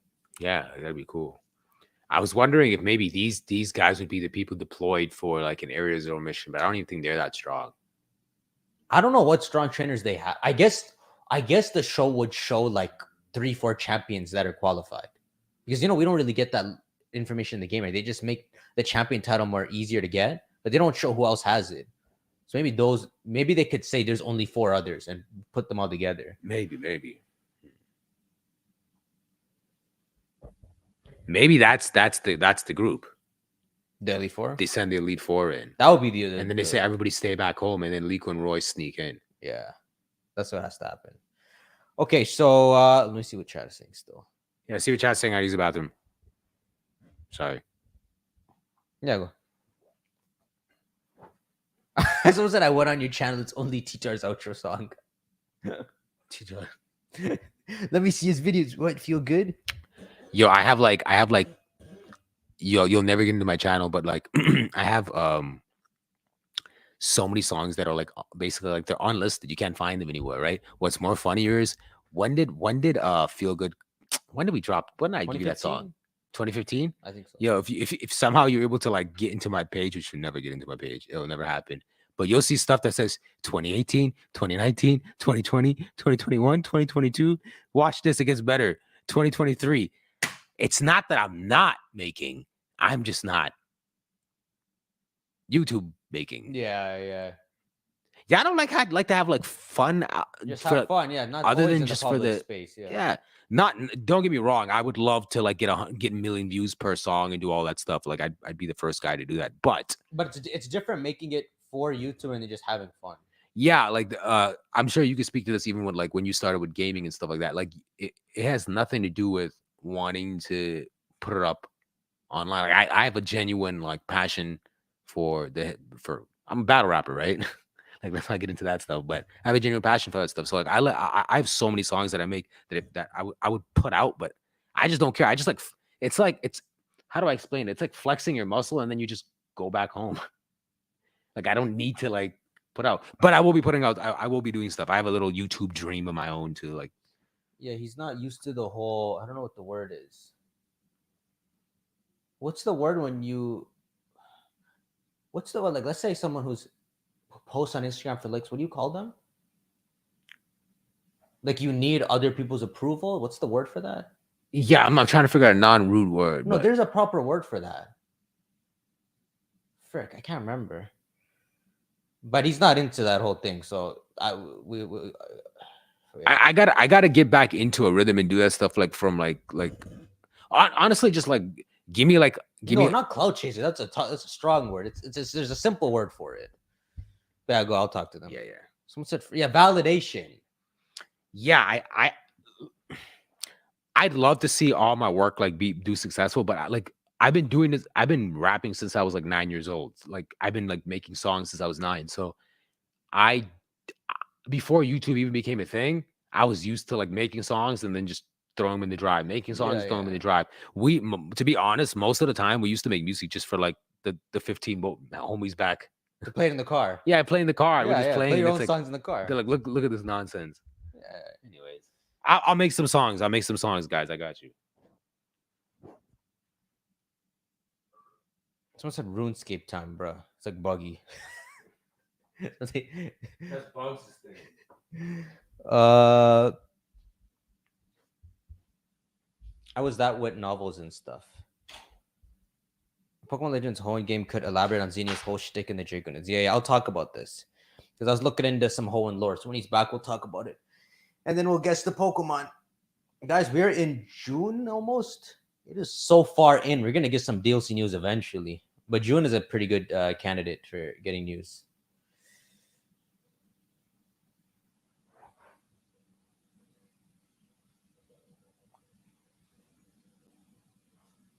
That was a pretty simple anime episode. Okay, so the stone in Area Zero could be the equivalent of the Philosopher's Stone and Rayquaza one of the products. Well, I mean, at this point, all Terra Shards are like the Philosopher's Stone. They're like so potent. Like just being in Area Zero, a whole AI can function. There was a whole thing of wormholes to save Hoenn, bro. This part confuses me still. Because it's supposed to link it to like the non-mega dimension and stuff. I don't know if that's actually what Game Freak is going for. I don't think they actually want to... Like when they say Annabelle came from Hoenn, I don't think they mean Emerald's Hoenn. Like I think in Oraz, eventually the battle tower is made. Then Annabelle gets sucked in and spat out in Alola. Something like that, you know? If we start crossing over, it gets really weird. Like for Rainbow Rock, yeah, they could cross over to the non-mega dimension stuff, but... It would be really weird if they start actually crossing it over. I know there's something like they wanted to use a wormhole for the meteor to go in there, but then they said something like that's going to send it to another world, which makes no sense. Why would the wormhole specifically direct it at another Earth? Yeah, so remember Xenia saying, we can't use the wormhole to send the meteorite somewhere else. I'll destroy myself. Because ego versus logic. It was during the era where they were preparing for the alternate and parallel universes in Sun and Moon. Yeah, they're not doing that anymore. Nah, bro, but this is so weird if it's from Ruby and Sapphire Emerald. It kind of loses meaning at that point. It'll be a lot more organized if it was from Oraz. They just don't show, but the battle tower gets made. Annabelle's the leader of that. And then very soon she gets sucked in the wormhole and she becomes a faller.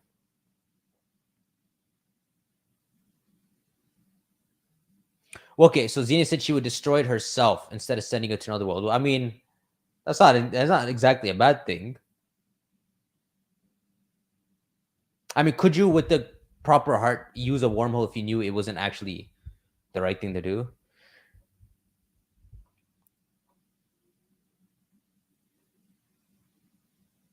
Yeah, but that's what I'm saying. The Battle Frontier is made, and then Annabelle is the battle brain, and then she gets sucked into it. What happened to non-mega timeline then, bro? Bro, just retcon, bro. Don't think about it. We don't have to pretend like everything was meant to be. I mean that for Game Freak, like they could completely abandon that stuff. I guess there's a red and blue, like the characters themselves that have been in the mega timeline too. That's weird, man. It's Annabelle from Ruby Sapphire Emerald. When you battle her in Battle Tree, it's your battle team from Emerald, not a remade version. Bro, that's just because they lazy. What music in Sun and Moon is remade? Don't they have all Giratina's old theme and everything?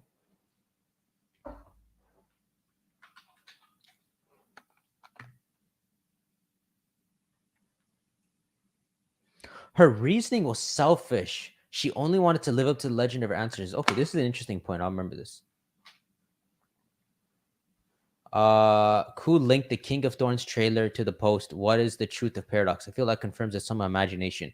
Yeah, but you also have to know Ku will troll sometimes, because obviously Ku knows that the dream theory is really big, so he'll be trolling with that. You know? So I mean, I'll look at that. And maybe we'll talk about the next one. But okay, yo, let's talk about he's back. So let's talk about this Hoenn thing, okay? Please do. All right, so I need chat's help because I'm stupid, obviously. I think a couple people said something. Okay, so Hoenn, right? Mm-hmm. Not that I'm about to tell you anything super extravagant, but the way we play the games, the sense we get of the region is different than just by a small amount, different than what it actually turns out to be. So what do you remember about Hoenn's history? Like when you think of when you played like Sapphire and then Oris, what do you remember happening in the past that leads up to the modern day? Nothing. You live in Hoenn. What would you learn in history class? Probably the primary is like Groudon and Kyogre's like fight that So they fought a long time ago, and they got yelled at by the dragon. Rayquaza, and Rayquaza calmed them down. I was gonna bring up like the two things was that, and then it was like it wouldn't be in history class, but it'd be like the mystery behind the Reggies, right? Yeah, that's exactly. Those are the two things. Okay, so I decided to look into what when you take all the lore in the games, what Hoenn's history really is. And there's not many points. It's just like 1 or 2 points, and you've already said them. But it says that so Hoenn was created after Primal Groudon and Primal Kyogre were formed. What does that mean? Formed. Like they formed like a mountain forms? Like why would you word it like that? Formed as if like a certain mutation took place and he was like created. Exactly. That's the sense I get too. I don't know what it means. It sounds like when they say it like that, it sounds like if you look at Heatran's Pokédex entry, they say he he naturally formed from a volcano, like he mutated out of lava. That's what it sounds like. But when it says Hoenn was created after Primal Groudon and Kyogre were formed, that means there is an empty just sea there. And then one day, for some reason, there's a Primal Groudon and a Primal Kyogre. Mm-hmm. So that's the first thing. So to me, obviously, this is like early in Game Freak's like world building and stuff. But now that we know they'll make Legends games, and we can learn lore when they make. And we already had the remake, so they added lore with the Primal stuff. But if they ever make like Pokemon Legends Rayquaza, they could really explain the lore and stuff. So to me, I want them to explain what they mean when Kyogre and Groudon just appeared one day, because before they appeared, there's no Hoenn, there's no land, and it's just an ocean. So Groudon would have to make land, and then Kyogre would have to have the seas go through it, and that's what makes Hoenn. It's almost like there's a term. It's called Gagungagap. It's really dumb. The sounds funny, but basically, in Norse mythology, right? The whole creation thing was there was like nothing, right? Mm-hmm. And then at one point, there was one side that was called Niflheim, one side that was called Muspelheim, which was fire and like thing. And then Fire and what? Fire and like the equivalent of like almost like ice. Okay. Right. And then it basically like they like there's like a meat, and then like it created like the world, right? There's a similar parallel to this if you kind of look at Punk Hazard in One Piece. Right. There's this place where it's almost like screwed up because of like the actions of this like thing. So these two.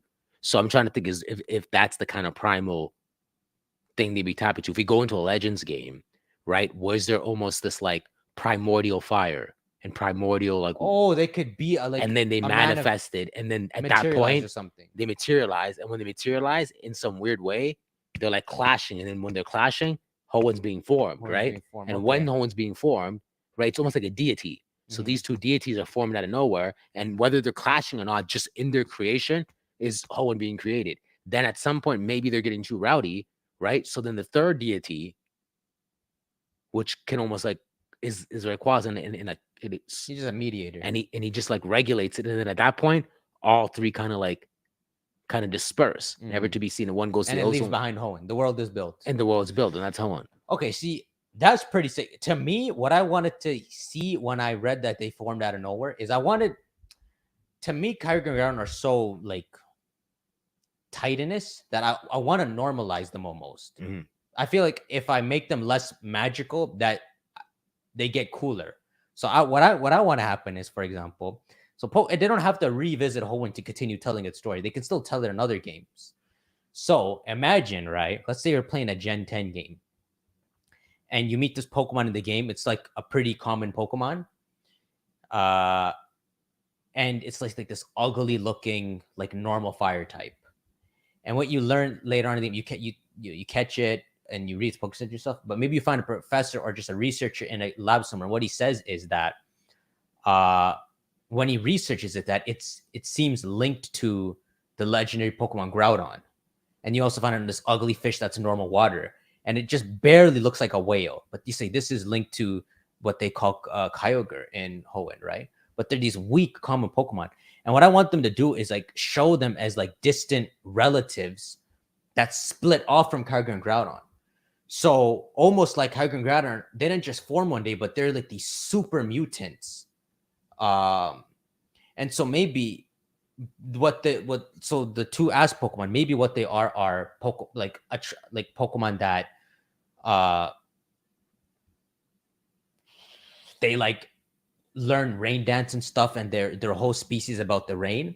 And so what you would imagine is one day a super version of them exists that can just wield the rain and stuff, and they're just a troublemaker, so they go off, and that ends up becoming Kyogre, right? But they're also like mutated. And then same thing for Groudon, right?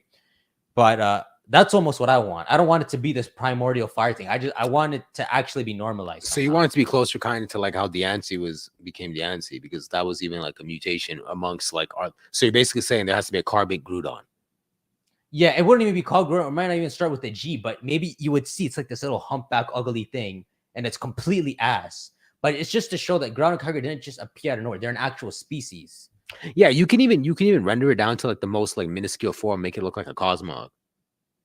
Yeah. Not necessarily in appearance and size. Like it's so it would be irrelevant. like a small hedgehog. It's so relevant. You're like, wait, Groudon came from this, and you're like, that's what happened in that primal era. Like some crazy amount of power, like found its way to these two, and they just became thing. Because the other question I have is, why are you two beefing?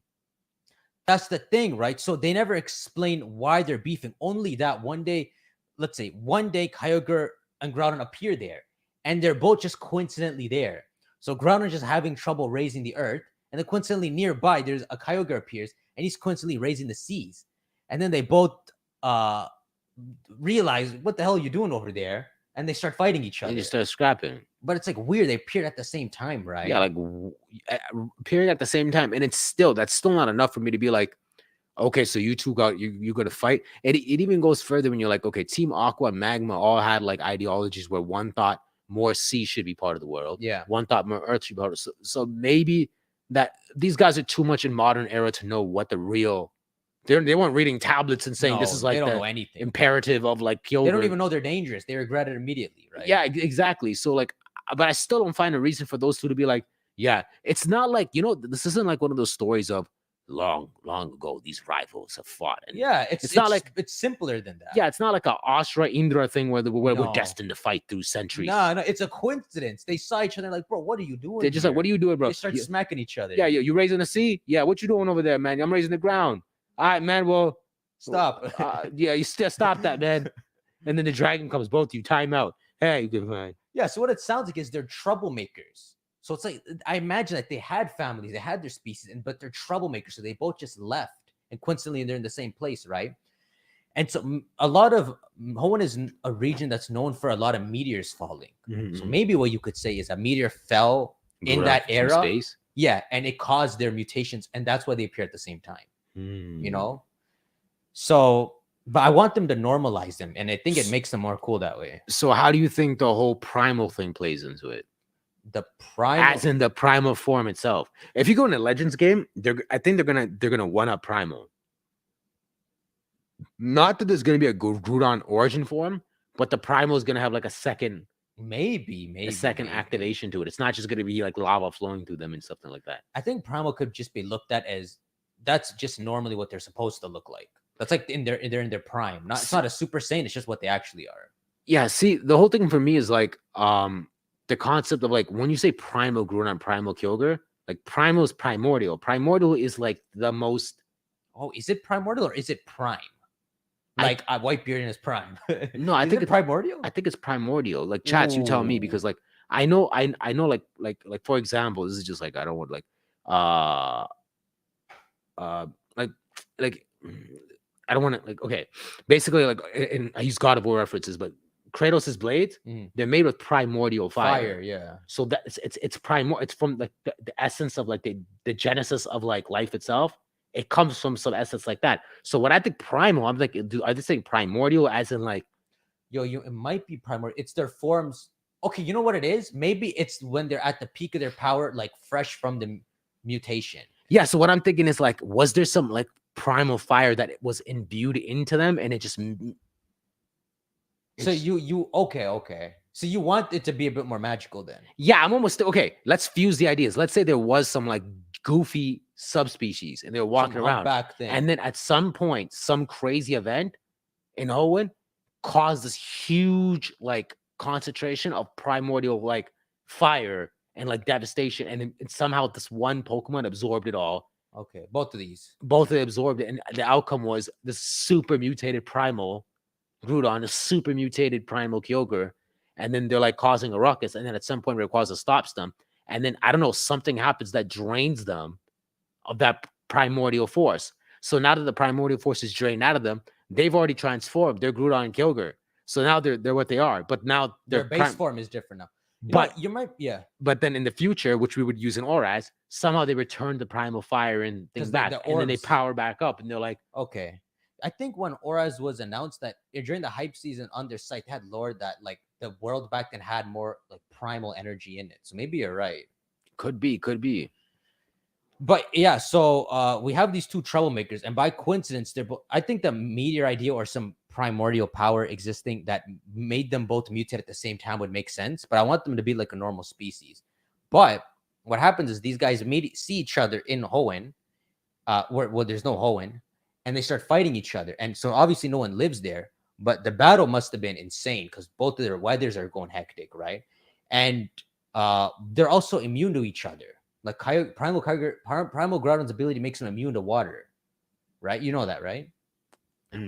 So his ability summons a stronger sun where all water evaporates. Oh, yeah. So they fight infinitely. None of them will ever beat each other. Right. And then if I know correctly, even the base Rayquaza can neutralize weather, right? Yeah. Which is interesting. So he's just able to just like. So, this is weird. This is almost like I love mythology, right? But this is almost like a Hades versus Poseidon scrap, and then Zeus comes from the top and says, "Shut up." Kind of. There's a fire versus water, and then just like. But yeah. I want more like down to earth species is the thing. We have too many like magical things. That's true. That's why I like. But I think I'm just thinking that in the sense of legends. Like, how do you want it to be like meaningful? How do you top like origin Pokemon? Oh, there's no topic. That's the problem because it's Sinnoh. That's dealing with the gods. Yeah. They have to come back down. That's why it's weird, man. Eventually, they're gonna have to do some more god stuff. But okay, so when Kyogre and Groudon are scrapping now, it looks like now there's like a bunch of Hoenn this rocks and magma and all, right? So I don't think humans are living there yet, obviously, right? But eventually what happens is Rayquaza's in the sky. He probably senses this giant rainbow magma storm happening. So he goes down and he yells at them, and it looks like he has like this aura that just like intimidates them so well that he put them both to sleep. So Kyogre gets like sealed in his little cave, and Groudon gets sealed in his little cave, right? And so then then what happens is like Regigigas just breakdancing around, and he like ropes together continents, and he forms Hoenn. And then eventually, it doesn't explain why. That'd be cool too, because then like if at some point he kind of like, we don't know, I can't confirm if he's from Sinnoh, but if he came to Hoenn, he was just doing something, and then like he left, and then the remnants are like these Regis.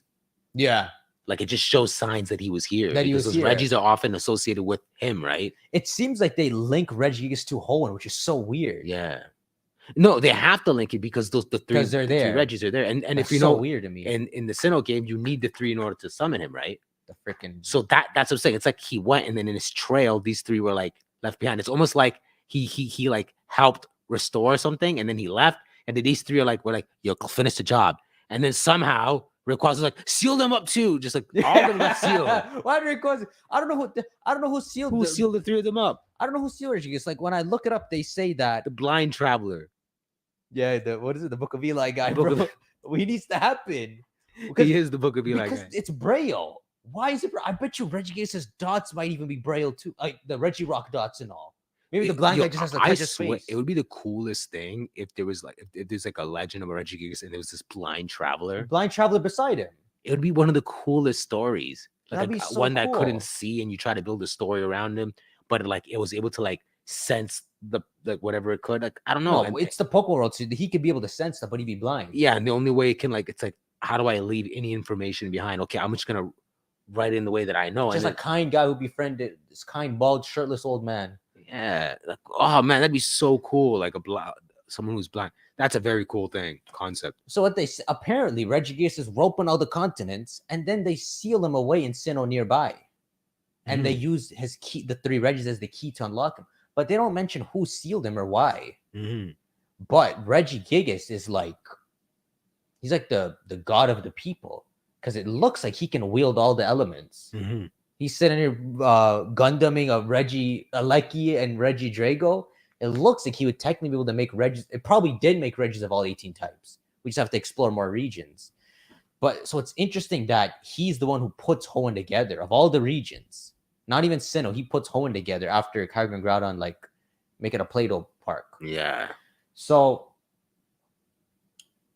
okay. So Kyogre and Groudon, they fought. Regigigas put the world together. At this point, it's like open for sale, right? So now adventurers will sail to Hoenn and probably land there. So maybe now, as thousands of years are passing, people are starting to live there. But what it says is that Hoenn is still a spot of, especially in that era, it's still a spot that's prone to meteors falling. I don't know why. It's not even the world. They say Hoenn specifically. So one day, as meteors are falling, also there's one of the people who settle in Hoenn is this group called the Draconids, right? And they said, I think it's just very small clan. I'll just imagine it's like 5-6 people. And they settle in Meteor Falls, a place called Meteor Falls. Probably, and if you go to Meteor Falls in game, it's all craters. So it's proof that Hoenn, like, it's always getting hit with craters. Yeah, that's even in like the original Auras. Like the original, not the original Auras, the original the Ruby cliffs Sapphire. you jump off, right? Yeah, no, but if you go through Meteor Falls, right, there is Meteor Falls, There's right? meteors, yeah. Like so there's a little craters, and then they even Craters. put a little tidbit where there's a Bagon inside Meteor Falls. Like it's dragon based. It's like a draconial. Yeah. Like that's just a little That's where you get Bagon? Bagon. I think it's Meteor Falls, or is it somewhere where you have to surf and then it's at the It's in back a room, little. That's back room. Okay, that's Bagon. I remember the room. But yeah, So the Draconids live here. They just settle here, and I was saying that more for not for the dragon, more so for the craters that were visible craters. in Ruby and Sapphire. I guess the Draconids probably would have raised Salamence. I think Xenia does, right? Hmm. Maybe they like dragon types. That could be something like that. So what happens is, while the Draconids live here, I don't know what connection they have to Rayquaza or anything, but they seem to like Rayquaza, and the Draconids carry, like, we don't know anything. The only Draconid we know is Xenia and her grandma, or she only talks about her grandma. We don't know her either. Yeah, oh my god, don't even start with Xenia. Didn't she like say something like before she was like, you're meddling with forces that are like I think she says though. She says some weird things. I think. Like as if she knows so much more. Like it's like the Draconids know lore further back then. It seems like, right? But so all I could imagine is that the Draconids back then, whoever they were, they had this like rainbow stone with them, right? So it's probably like a family heirloom. They kept it with them from some time back then, maybe from whoever formed the Draconid like clan and all. Yeah. But so they're living in Meteor Falls, and then like one day after like a few thousand years, like this giant meteor falls to Hoenn, and like actually makes a big crash, and it creates a crater that's still there today, which is Sootopolis City. Remember Sootopolis, you have to dive under? You have to dive underneath. It's actually a giant crater. That just got filled up with water by And then the walls are formed. It's like a mini Area Zero. Yeah. I guess rain maybe filled it up. That's true. You do have to dive. That's the only way to get into it. It's walled. So it's a crater. It is a crater it's just a giant crater that got filled up with water over time. So I never thought of it like that. I was just yeah. like, that, when you think of that, I'm like, yo, I understand it's a meteor from the outside. I was like, but You think someone's tossing I'm them? like, what meteor is this? Like, Yeah, that's a big one still. not big enough to create a city. A whole city wide. I mean, the game doesn't show how big it is, but it's a whole city, right? Man, I'm waiting for Regigigas to just catch that and be like, screw you. You know what? I actually need to carve this anyways. Here you go. I missed that whole thing, bro. Okay, but basically he's like catching it like a Kamehameha wave. And he's just like, I will repel you. Wait, actually, I need to carve Merland. Yeah, just go for it. What the hell? He lets it fall. But so that meteor falls, and this, you know what I imagine? I imagine that. Well, I'll say this bit after, right? But the meteor falls, and this meteor actually shakes the earth up a bit. Mm-hmm. So can you imagine what happens to the two people who are sleeping for a bunch of years? Wakes them back up. It wakes them back up. So these guys wake up all You can even imagine that, like, if there was any like ceiling put in place, I mean, like just 4 walls closing them off, they've been broken. They've been broken, yeah. So they wake up, they're all groggy. I guess the first thing they think of is, I gotta fight him. So they go and they look for each other, and they start boxing each other again. But this time and they're not primal now. I don't think so. Yeah. But this time even though they're not primal, it's more dangerous than back then because now people live here. Now Right. So you compromise the safety of the people. Yeah. And Pokemon and everything, right? Mm-hmm. So now we have Kyogre and Gyarados boxing each other with Sun and Rain combining. And if they continue fighting, I'm pretty sure they'd be the only survivors, right? No humans, no Pokemon would survive. Mm-hmm. But for some reason, Rayquaza doesn't come down In that battle. Yeah. So what I imagine is maybe Rayquaza also went to sleep back then. You think so? And the reason Hoenn is so prone to meteors is because Rayquaza is not stopping Regulating it? Yeah. You know what? When I think about that Mega Rayquaza looks like its specific purpose is just to destroy meteors in the sky. Yeah. Eh? Like it just goes and zaps them. To me, Mega Rayquaza looks like if your kid saw in the night sky, it would look like a shooting star or something. Yeah. Yeah, right. But so what happens is Kyogre and Gyarados are fighting. Obviously, no one can stop them. It's not like a Draconids. Even if a Draconids is silence, I don't think they can fight them. So what happens is the Draconids, they go for Meteor Falls and they go to like the battle where Kyogre and Gyarados are fighting.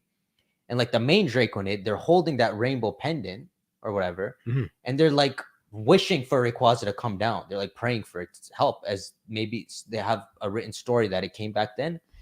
And so Rayquaza comes down, but Rayquaza reacts to that person and the glowing thing that it mega evolves. Mm-hmm. It doesn't say anything about it mega evolving the first time, but it's almost like Rayquaza is like this community Pokemon to the Draconids where they can mega evolve it. The thing was it's a keystone they had, right? So the Rayquaza mega evolves and this time it beats up Kyogre and Groudon and puts them back to sleep, right?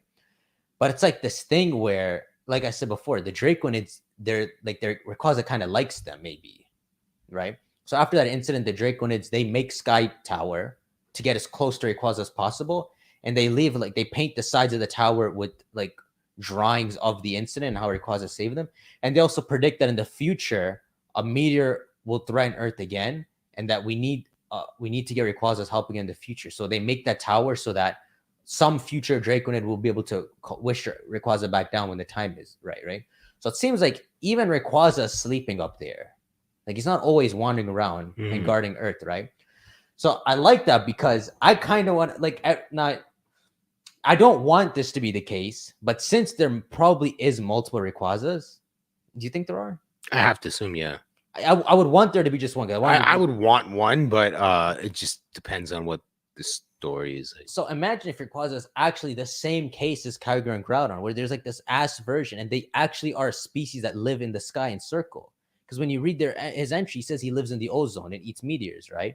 So what if he's also mutated one that just protects whatever he can, right? Yeah. So while they went to sleep, he also goes to sleep because he's normal too. He's not as godly as you thought.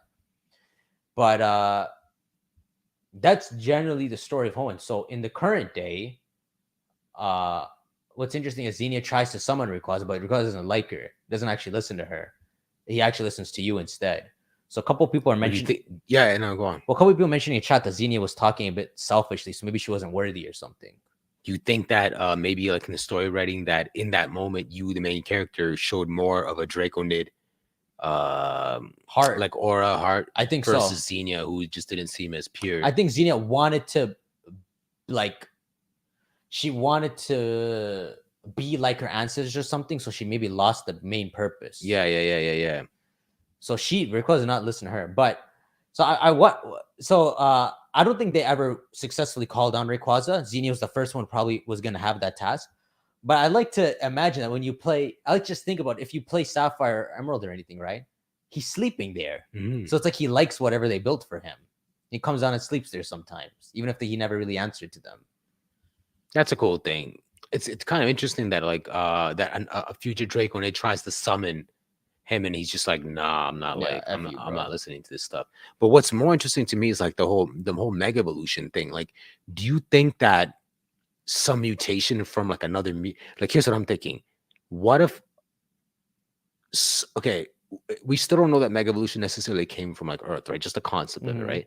What if it's actually from space? And at one point, this is going to sound kind of funny, but what if at some point this mutated or this ascended Rayquaza ate a specific meteor and it contained something and he absorbed it permanently into him, and then it was a catalyst so he can mega evolve.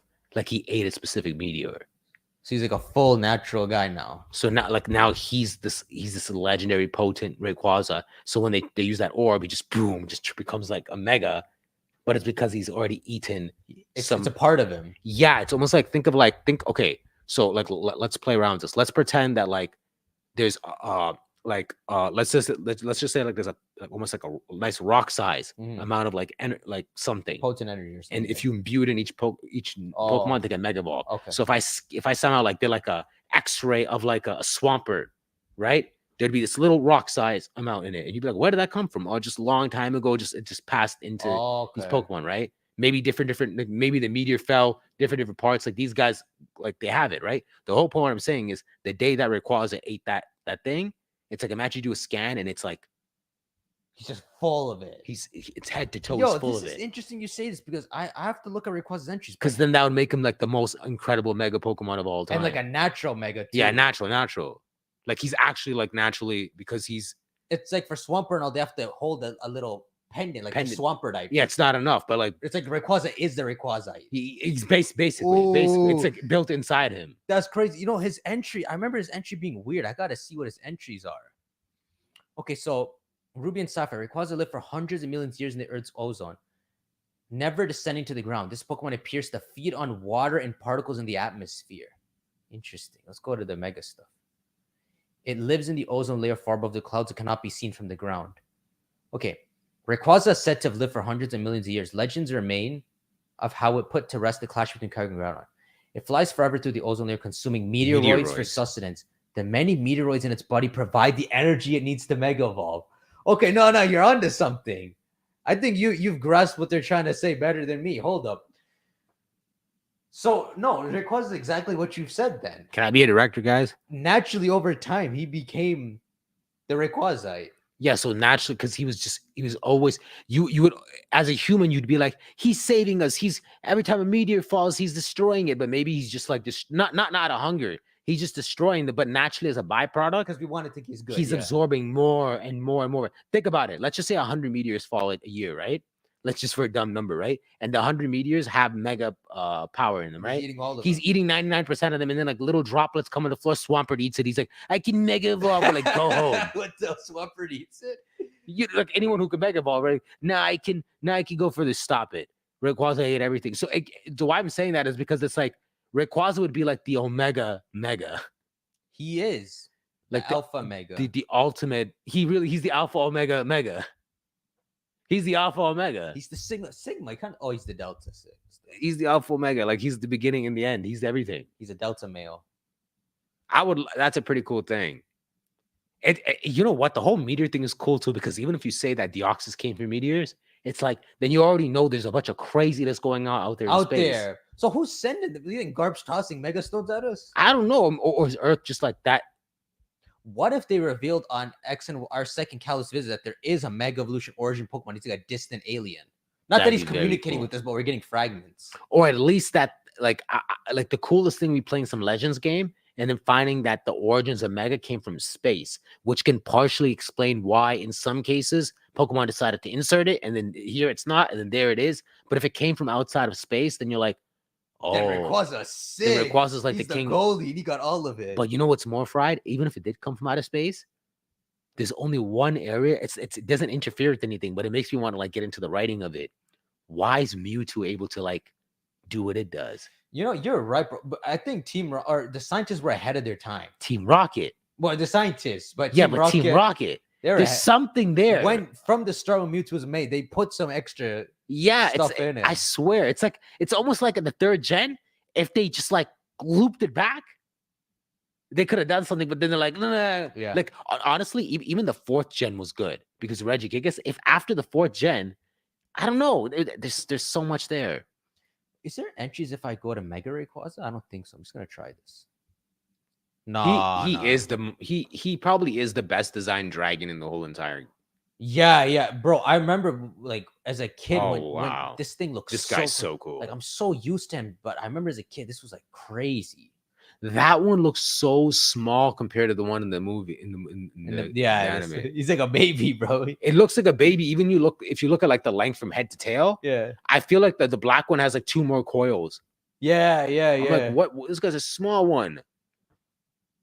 So would you want there to be, let's say a family, like many, let's say like 7, but the other ones aren't called Rayquaza, they're like some Peewee serpents. Would you like there to be like 7 that they flower in like a meteor shower, or do you want him to be this godly Pokemon? I kind of want him to be this mortal Pokemon that just ate the meteorites. As simple as that. Yeah, you could do that, but Which one do you want? no, I'm kind of with your idea. I'm building on it in the sense of like this one had to have over the course of time ate enough that it mutated beyond the other ones. Does that make sense? Oh yeah. No, the other ones I don't even think they'd be Rayquazas. Then so then what I'm thinking is this might sound so imagine like a story where like you know how like they say a super meteor fell and the Rayquaza saved us from it. So what if like the meteor was falling? Rayquaza wasn't really trying to save anyone, right? He was just like, I'm gonna destroy this because it's gonna destroy me. Like he just went at it. Okay. Right. And then he destroys it. When he destroys it, he absorbs all that power and he becomes the Rayquaza that you know, right? But what's he trying to say again? I don't know. What Like he's mutating and eating them. I wonder if Mega Evolution is like some whole mutation crap. Like it's actually just about mutations. Like mutation power. It's kind of weird. So Rayquaza just been exposed to too much X-rays and stuff, you know? Yeah, I was saying he's just being exposed to like an abundant amount. And like when like for like I think part of what I was saying was destroying that meteor, like the people below will be like, oh, he did it for us. He's like, nah, I just destroyed it because it was in the way. Yeah. But in doing so, I became Mega Rayquaza. So now I'm the legend that you guys know, but I wasn't really doing it for you. And I'm saying that because like that almost works better if it was like, please help. Do you think that's what it was? Please help us. And then all of a sudden he's like, I will go face the meteor. Okay. But it'd be so cool if he came out of that meteor. You know, it's like imagine almost like a visual, like this meteor's falling, and then he just goes boom, and he goes right through it, and the meteor just shatters, right? And all that and absorbs. There's this massive explosion, right? And when the smoke clears, it's just like these sparks, and it's Mega Rayquaza standing there. Oh, Like he came out of it, like, shoot. and again, I'm just creating just dumb absorbed it. scenes. just to show that he absorbed it, right? These are just creating scenes and stuff, but That's so cool to think he is the Rayquaza. that'd be cool. Like he is the very That's thing so itself. weird. Pokemon Legends Rayquaza would be insane, bro. And I wonder, since the Drake, where they started, and since okay, at the origin of the Draconids, it's kind of like the anime thing. Is there someone he was friends with back then?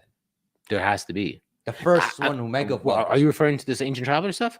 No, I'm referring to maybe the first Draconid. But it's even like it's even placed to that. At some point, Rayquaza would only like you might be really correct with that. One point there was one Draconid. Maybe there was no such thing as the term Draconids. There's just one person that could talk to Rayquaza, and then that person taught a few people. Mm. And then when those people taught a few more people, they're like, well, we're a clan. We'll call ourselves the Draconids. But because the information we have is like sacred, we're not going to give it. So we're going to be a closed off space. Small clan. At some point, Xenia is like the Kind of bratty. the final thing. But she almost does it like it's almost like I've seen this in animes where she's like it's my like birthright. Merrick. Yeah. Yeah. See what I just said? I'm like, it's like my birthright. birthright. My birthright is you should call to my beckon. And Yeah. he's just like, nah. Yeah. Nah, because the original guy that I talked to, it's not his birthright. He's just cool as hell. He's just cool, yeah. So I just chilled him. I don't know Damn, who the bro, heck so are he you? befriended and maybe Mega Evolved that Rayquaza. Maybe he could. Rode on his back like Shenron. Jeez. That might be the Ancient Traveler, man. You think? Oh, that'd be interesting. You think I don't think they crossed it over like that. Who knows? Who knows? That'd be sick though if they did. But yo, Pokemon Legends Rayquaza, they would definitely talk about a lot of what we talk about right now. Mm-hmm. Like, bro, if that game comes out and they actually normalize the 3 legendaries like this, I think it'd be cool. Yeah, I if you think about it, based off what we talked about right now, the idea of meteors, the Ox is coming from a meteor, meteors in general, mutations, Rayquaza living in the ozone layer, everybody being sealed off, the remnants of Regigigas's work being left behind in the form of the 3 Regis, right? What other region has the most potential for This has a lot a Legends game. game? I think it's more than Johto, because Johto just has the tradition set up. Johto just has like a whole Lugia. It's kind of hard to craft. They'd have to craft it all. A grand tale. This is a grand tale of like ready to be told. Yeah. So he would be one of those like Titanic. Him and Regigigas. Legends Regigigas and Legends Rayquaza. Titanic like Pokemon. Jeez, bro. Maybe those are the big 3. Legends Regigigas, Rayquaza, maybe Mew, and then or there's not going to be one for the original dragon. I don't know. That's going to be tough territory. Let's just stick to Rayquaza and Regigigas for now. But yeah, that's what that is very, very cool. I like I said, I love the whole storytelling stuff. It's like being a kid around the campfire, like, yo, you know this about Rayquaza? Yeah. And you say all that, then the kid's just like, so like, do you think like from like space it could have like became, and like I love called something out right now. That's crazy. We have it on cam too. So yeah, it's Hoenn. I mean, so Hoenn is mostly the same as what we remembered, but like the details are all a bit different. It's nice, right? Yeah. Yeah, that's what I guess that sums that up. You want to guess the Pokemon? Yeah.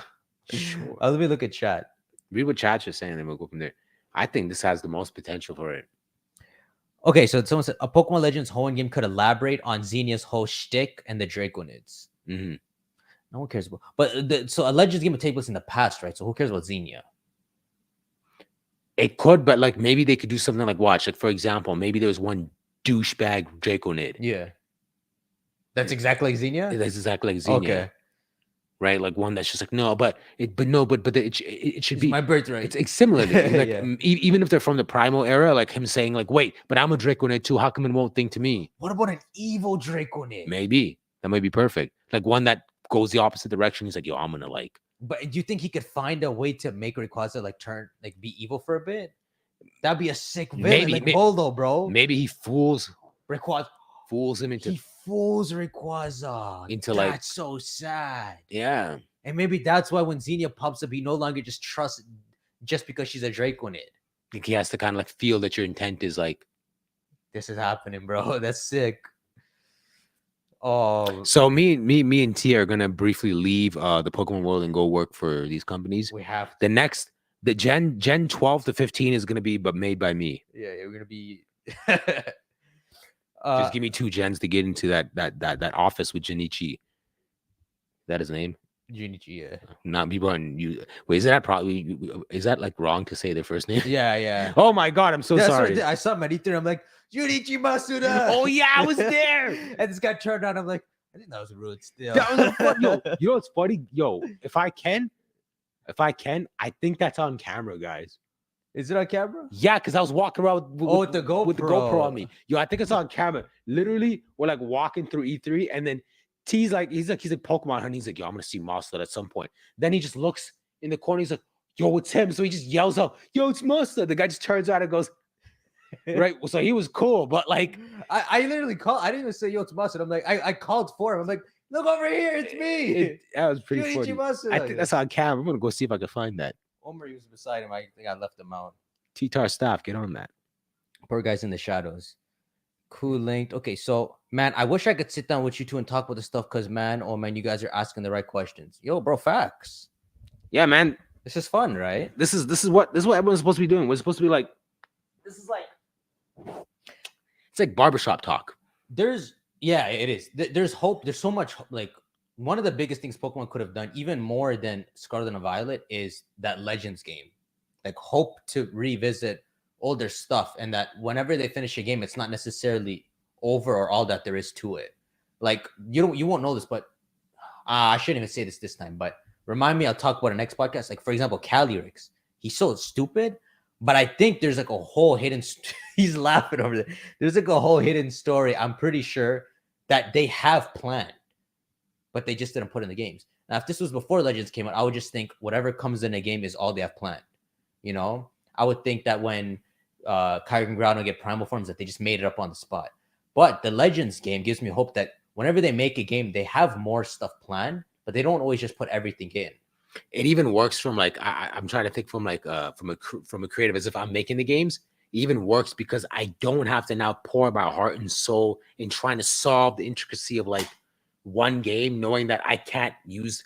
If imagine there's like we have to put the lore of Legends Arceus and Oraz and Diamond and Pearl in one game, then you're like, that's right. It's gonna get messed up, or so many details are gonna get lost. Exactly, like Oraz, right? Like yeah, exactly. So when they had to combine the new potential and stick it in the old games, we liked it in the moment, but it turns out the better thing to do is the Ask BDSP remake, and then an actual game that can explore the lore the way they want it. Yeah, and we're kind of talking off air about like, you remember I was saying like whenever you're like on an adventure, you want to have another one in your back pocket. So it's kind of funny that we were talking about that, because as you're like as a gamer, you're kind of like there's like an addiction quality to it. Like you don't want the stories to end, right? Like I think we were saying the one of these Pokemon games, we Scarlet and Violet finished and you just felt like doo-doo. You're like, yeah, the story's over, right? But then now playing it, not only do we have DLCs, which is fun, but now also knowing like, wait, in the back of your mind, knowing this isn't it. Even after we leave a gen, it's not it. It's not it. So even after you've concluded with the gen, you're like, we're not done. This is going to get more. So it gives you like so much more hope for it. So that even if you don't understand all the details now, you're like, wait, they're gonna explain something later on in like the Legends game, which is gonna talk about the very, very, very past of it, right? It's just cool to know, and this is like, it has to be true that they have a lot more notes planned about stuff that they just haven't told us. Even probably notes about Ho-Oh, like stuff, ideas for its for like different forms and stuff, and maybe notes from back then, from the year 2000. So it would be like their legit original thoughts on it. Yeah, because I'm pretty sure what they did with Origin Dialga and Palkia, they had to have been from the original notes from back then, because that's a whole thought process that I don't think they would have thought of in the current day. Making them all Arceus. That kind of makes sense like if they're like, we need to make a Legends game, and then they went back in the lab and they were looking through the notes and like, this is what we had planned, and this is what we had planned, and the reason that works is because back then, because it was like almost like blank canvas, they could forge that story. Yeah. Now, because there's so many, it's just like putting Ash back in the show. You're like, oh, now I have to work with all these pieces, but instead we can kind of like, so that stuff. Well, no, I'm 100. I can't say 100, but I'm 99%. They have like notes on so many things, dude. Anyhow, let's guess the Pokemon. So, oh, fine. Frick, there's more of these. Okay, Kyogre and Groudon are based on Leviathan and Behemoth, created by Arceus to rule the land and sea and fought to gain power of nature. Primal means ancient. Okay, they are based on Leviathan and Behemoth, but I don't. The Arceus creation stuff probably isn't true though. Is there any mythology where the Leviathan and Behemoth fight each other? What was Behemoth? I don't even know. Leviathan. Who's a Leviathan? They talk about like Not this world serpent stuff. I know they call it that.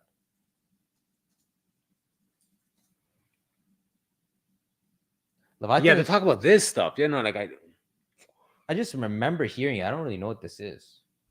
Leviathan is described as a sea monster, while the behemoth is a hippopotamus.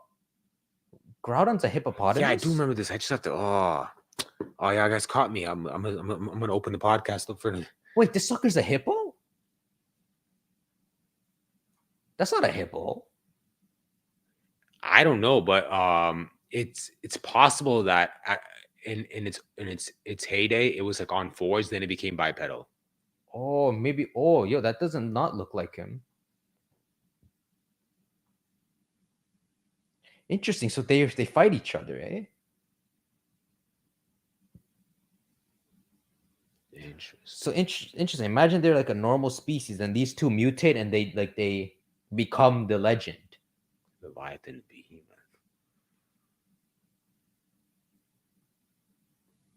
That is so interesting. I gotta go read up on this stuff more.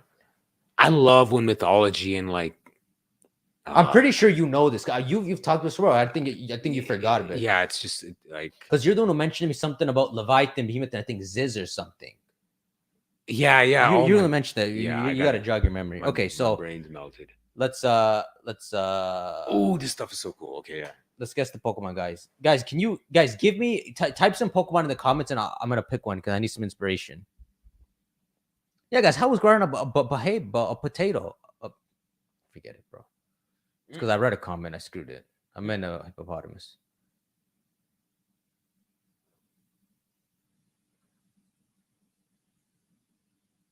You guys put some good ones. I should do this one.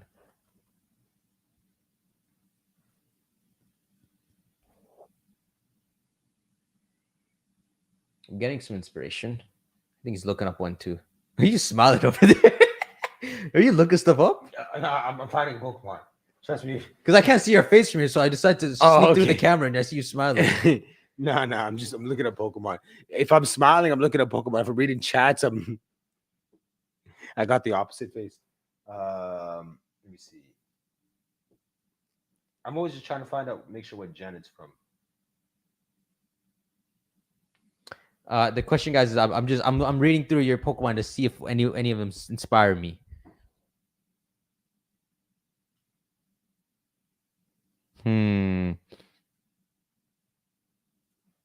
Okay, I got it. No, I don't. This camera didn't catch what I was searching, was it? No, it's on me. I'm like, Wait, can it see? Okay, no, I did it. yeah, well, you can see this. This is what I do in the bathroom every day. Pick your nose? Yeah, dog. All right, let's I don't okay. Frick. Oh man. Okay, okay. Let's go. Who wanna go first? I'll go first. You're gonna guess mine? Huh? Who's gonna guess whose? I guess first. Okay, you have 9 questions. Okay, you can go. So you can use a question to cut out gens, but you can only cut out 2 at a time. Let's go. Okay. Can we cut out Gen 6 and 7? Yeah. Yes, it's out. you don't want it to be out, bro. You want to guess it right. He's like, yes. but I hate Gen 6, 7. Oh, okay. You want it to be safe. I hate. Okay. Okay. He's like, yes. Can we cut out Gens 8 and 9? Yeah. Yeah. Yeah. We're out. We're out. We're back in my world. It's Gens 1 to 4. Woo. Oh, what man, Leviathan. Keep this thing up on here. It's gens 1 to 5. I forgot there's 5. I can't count. And I forget that too. I'm like, You said keep that up? yeah, for some reason You're inspired by it's that? inspiring for me. Like the dude with the human ear? Okay, I was gonna be like the hippos, like smelling his bum. This guy was smelling his bum. They're like, it's like dogs. Dude, they're friendly, bro. It's like it's Boston thing. It is. Look, he's just like drunk after a nice night. That's Boston thing. Clico? There you go. That's boss, bro. Yo, it's boss guy. He's ugly like boss too. You're about to copy strike me. Okay, let's go. Yeah, let's stop. Okay, so I It's from the first 5 gens. okay, fine. Okay, fine. Okay, fine. Okay, fine. So now I'm gonna stick to my thing. 2 attributes, No. 1 attribute. Don't ask that, bro. You're gonna waste the question on that. Are you actually? Because I'm about to make it complicated if you ask that. Yeah. I'm not gonna answer that question. No, actually, this might give it away if I answer it. Yes, it's one type. It's one type. Let me ask you something. If, what else could it be? What do you There's mean? no 3-type Pokemon. Okay, so but I threw you into a loop because now you're forced to like do something that you. No, I'm not gonna do it I've anymore. triggered the trap No, card. I'm not sure. I'm not. It's face down. Go. I'm not telling because I think this might actually help you. Okay, so he's one type, 1 to 5. Can he stand on all twos? Not can he, does he? But you think it's on all twos? Is it on twos? That's your question? Yeah. It's just gonna help you? Yeah, because I get into like design. No. You make it look like I'm the most well thought out like chess player It's when not it comes on. to this. It's not on all twos. So damn it, this thing has 3 legs. Name one Pokemon with 3 legs other than Buzzwole. I was already planning a roast for that guy. Remember last time we talked when he was on The Beedrill? he was on the floor. What if he's on the floor and he has to fight you with his feet? What if he's like, okay, yeah. Dragon Ball Z style. Sorry. Oh my God, bro. Really, my voice only cracks when I'm laughing. I'm back. 1 to 5, 1 type. He stands not on twos. Okay, so now I have to do something. Okay, hold up. Let me see. I don't want to do anymore. Is he fully evolved? Mm-hmm. Fully evolved. Okay, I got. Like, how many questions I got? 3. 3. Okay, it's not gonna work unless I do this. I need 1 for a thing. I need 2. Okay, so I need 1 to do it. I could do another wipeout. Mm-hmm. Okay, so we can only do 2, right? In range. You got 5 regions right now. You could do 2. Okay, so 1 and 5. You seen 1 and 5? Yeah. Okay, so he's in 1 or 5. I hate 5. What is 5? Kalos? Unova. Unova. It's kind of a hard one, but I kind of remember it. Okay, so it's 1 or 5. He's fully evolved. He doesn't stand on twos.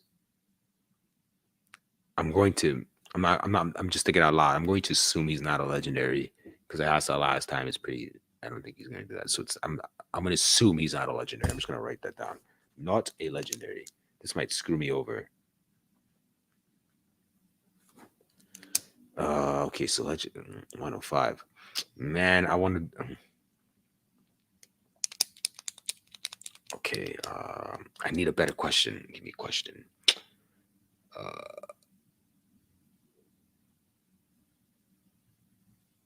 Damn it! I think you're in a blind spot now because of the questions you have. There's something more you should be narrowing down. Yeah, I think I'm asking the wrong questions.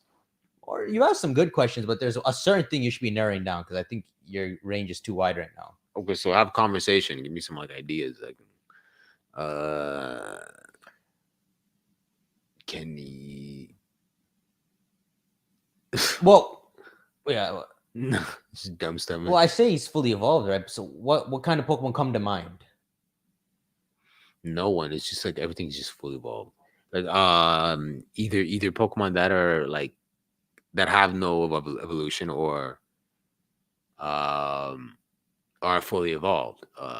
So okay, maybe the question is like, is this Pokemon like one? That's the question I want you to ask. One man, It's alone. He's a solo dolo. Okay, He's a hold on. solo. He's a solo man. It's Sock. Someone said, I'll answer you in a second. Someone said, Patty Murphy says, I got recovered a romance anime, and now I'm very lonely. Can I be sad with y'all? You can be sad with us. I don't know what you said, though. Why is he looking at me like this? All right, I'm going to read it to you one more time, okay? I got recovered. Romance anime? What was it? Sword Art Online? Sorry. What romance anime? I think shoujo's like the high school ones, like they like each other. Listen, man, you can be sad with this, or you can laugh with this. Well, no, don't be sad. Just laugh with this. Laugh man. with this, bro. Like T. Let's talk about calories. Let's cheer this guy up. Oranberry, 10 HP, but it's on his head, so it's like 30 Pokemon. Okay, let's go back. I said sock. It's not sock. Socks. Oh, damn it, he's on 2s. That sock might be. Oh my god, I'm giving you your question back, bro. Man, guess sock. Guys, what's your favorite romance anime? Let's give him more to watch. Maybe I'll make him sadder. No, I'll make it. Just don't. I'll give you a hint, bro. Watch animes and don't watch the ending. It's so good. There's actually 2 animes that like I've been telling this man to go watch the endings and stuff. He's like he won't because it's sad. Rurouni Kenshin? Yeah, Yeah, F that, bro. All right, let's go. you go watch that, bro. If T watches Rurouni Kenshin at the end, he's just gonna come here being sad. I won't make videos, bro. I'll Yeah. just sit in my room like a hermit. Let's go. Okay, You got so one question. Solo Man. Hold on. And we said the other region is Unova? Kanto or Unova? Kanto or Unova? I got one more question. He's a solo man, but I'm assuming he's not legendary. Let me see if I can go through my Unova. Oh, he's 1. Okay, so it's not that stuff. I'm trying to see if like Unova Pokemon start coming to mind. Yeah, I can only think of a few Unova solos and a few Kanto solos. Because I have a strong feeling like I think I'm gonna have to go into wild carding and stuff because I have a strong feeling it's Unova that you're making me do. If you can guess it within these questions, that'd be sick. But yeah, we could wild card after. I always have to go into wild cards because like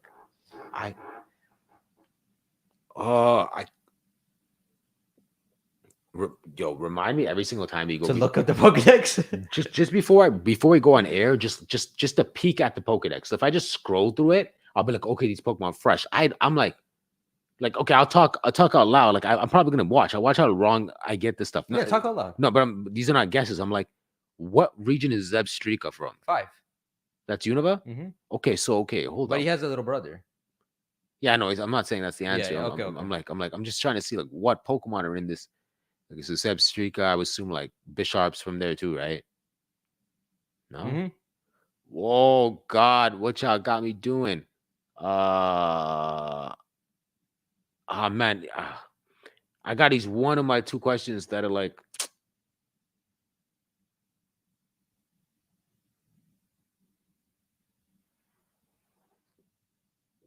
I'm looking at his Pokedex. Just waiting for your question.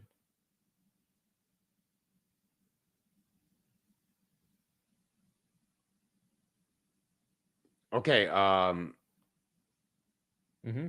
he's in Gen 5, right? No. So you have no questions left now. Watch him be legendary. Listen, bro. You can't ask any more questions though. Listen, bro. I made a Kanto. I made it as friendly as possible to you. All this time, I'm like Zebstrika. These stupid. Okay, fine. Okay, hold up. Then let me just like get in my like any Pokemon. I'm getting my Alakazam. Have you seen the Pokemon Stadium? Does he meditate? Yeah, he just gets out like this. I think you can guess it. Okay, so hold up. He's not on 2s. He's 1 guy. Okay, hold up.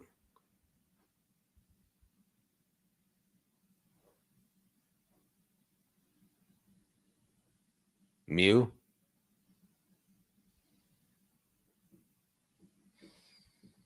That is an incredible guess. I hate you. You're wrong, but that is I like that guess. So I'm out of questions. You're out of questions, but I don't maybe want to hit you with the wild card. I think that is the wild card.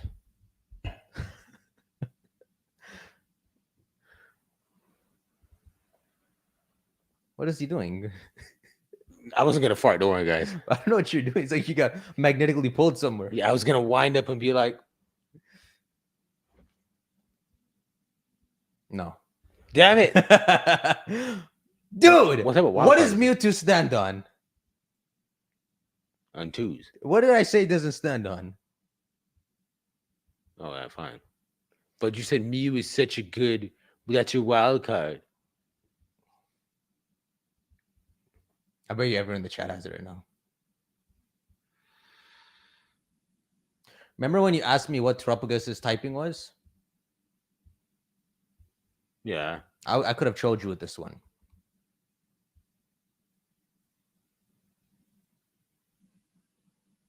What?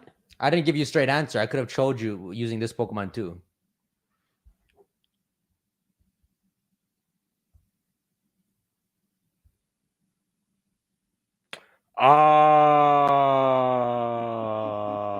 It's pretty good, right?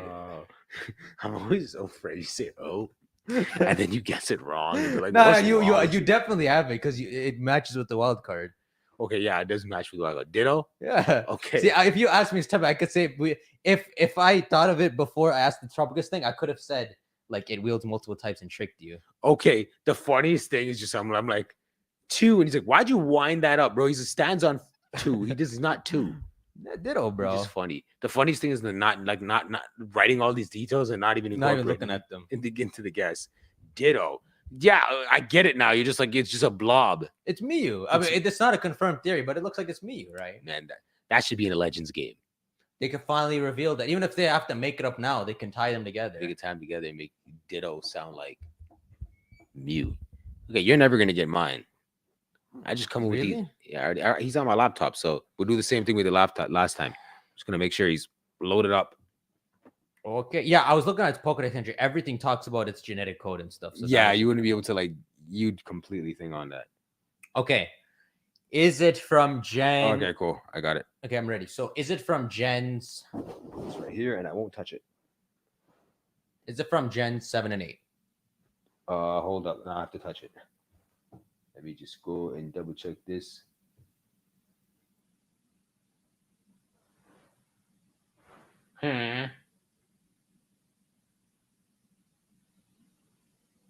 Bro, if this guy picked like Melmetal, bro, he's gonna be confused with your gender too. Hold on. Yeah, because hold on. I just want to make sure I got this guy right. A girl right.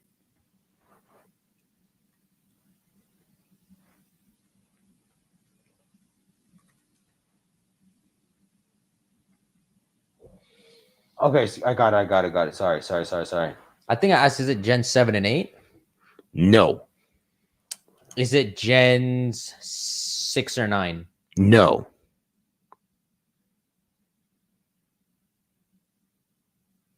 Does it sound on 2 legs? No. Is it dual typed?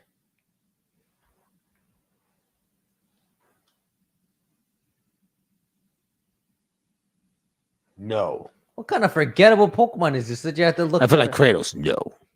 Is this from Gens 4 or 5? Yes. Gens 4 or 5, not dual typed, you said? No, he's not dual type. Gens 4 or 5, not dual type, doesn't stand on 2 legs. You will not get this. Gens 4 or 5, single typed, doesn't stand on 2 legs. Does it fly? That'd be funny as hell, dog. No.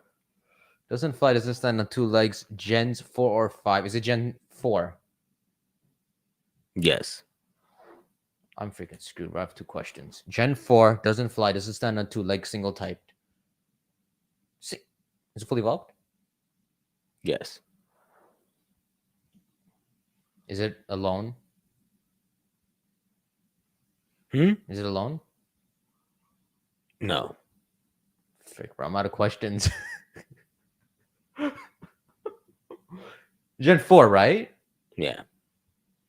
Gen 4 fully evolved, doesn't stand on 2 legs, doesn't fly. Okay, so it's not like Rhyperior, it's not Togekiss, I don't think so. All right, I can figure this out. He's fully evolved Gen 4, single type. Oh, I can figure this out. Fully evolved, Gen 4. All right, I'm ready for my guess. You ready? Yeah. Miss Magius.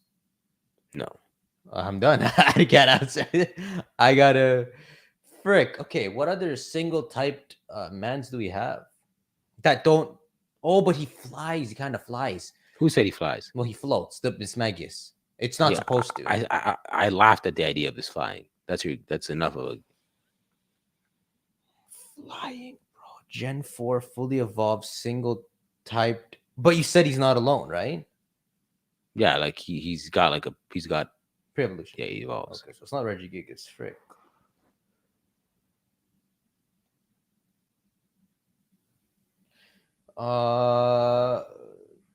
could guess like one more time. Oh shoot! All right, I got one more guess and I lost. Okay. Okay. Hippowdon. What? Why? It's because the hippo's on screen. The thing is, you guys didn't see, but he's trying to keep a straight face. And the moment I cut to his cam, Oh, they didn't see me figure it out. no, I was- he was like monk mode. He was like this, I was like, and then he broke his monk. the funniest thing. The funniest thing Oh, is is it right? that's the exact reason why I chose it. It's Hippopotamus. It's a pot of one. I wish I got your monk on camera. Man, that would have been funny as heck. That's why I laughed. You know why I did it, right? Because you thought I wouldn't get it. I did it for that. Because he buys it. Yo, my next clue is gonna be he smells bum. Oh, this guy. Because he's just a hippo. So I was just looking at that as gonna see Hippodon. So the minute you said, I started laughing because I'm like, how do I like talk myself out of this and act nonchalant? Damn, bro. Hippodon. Say what? This game is not as hard as I thought. I was gonna give another guess and be like, The thing is, I ran out of guesses. I did an illegal guess. that's what's crazy. You just guessed and it worked. I was gonna give you another hint and be like, look at my laptop.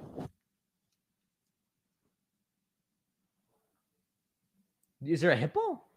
Am I pointing the wrong thing? You see this guy right here? Hippo. Monkey. D. Hippo.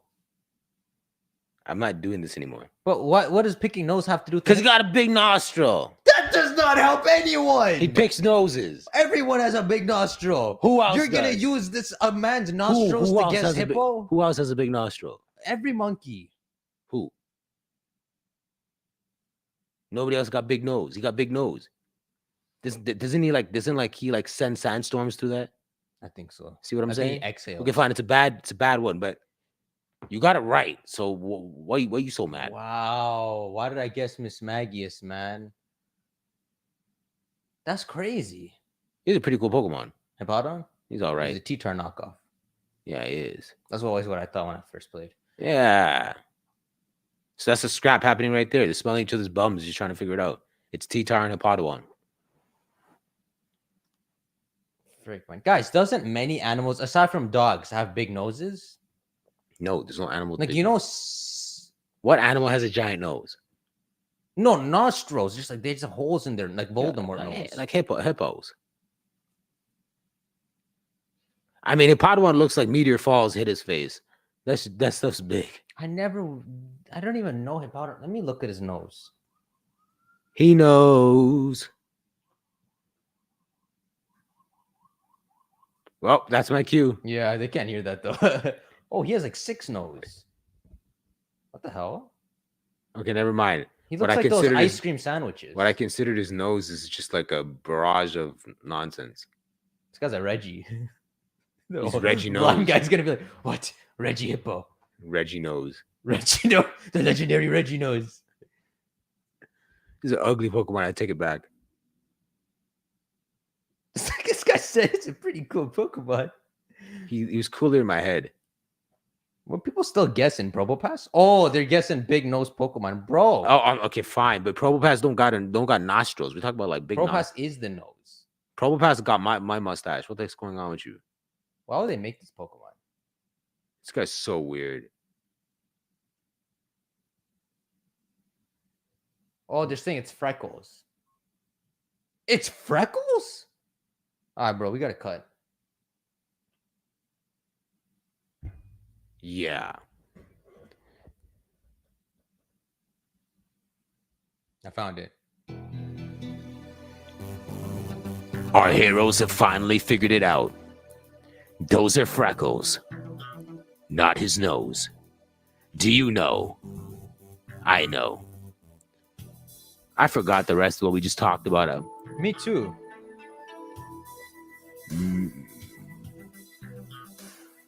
Have a good day, everybody.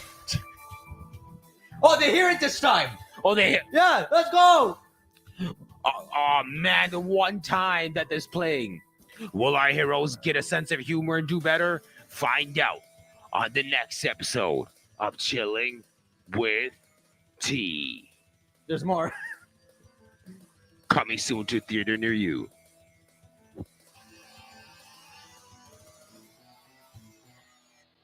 Let's go. Oh, they said it's quite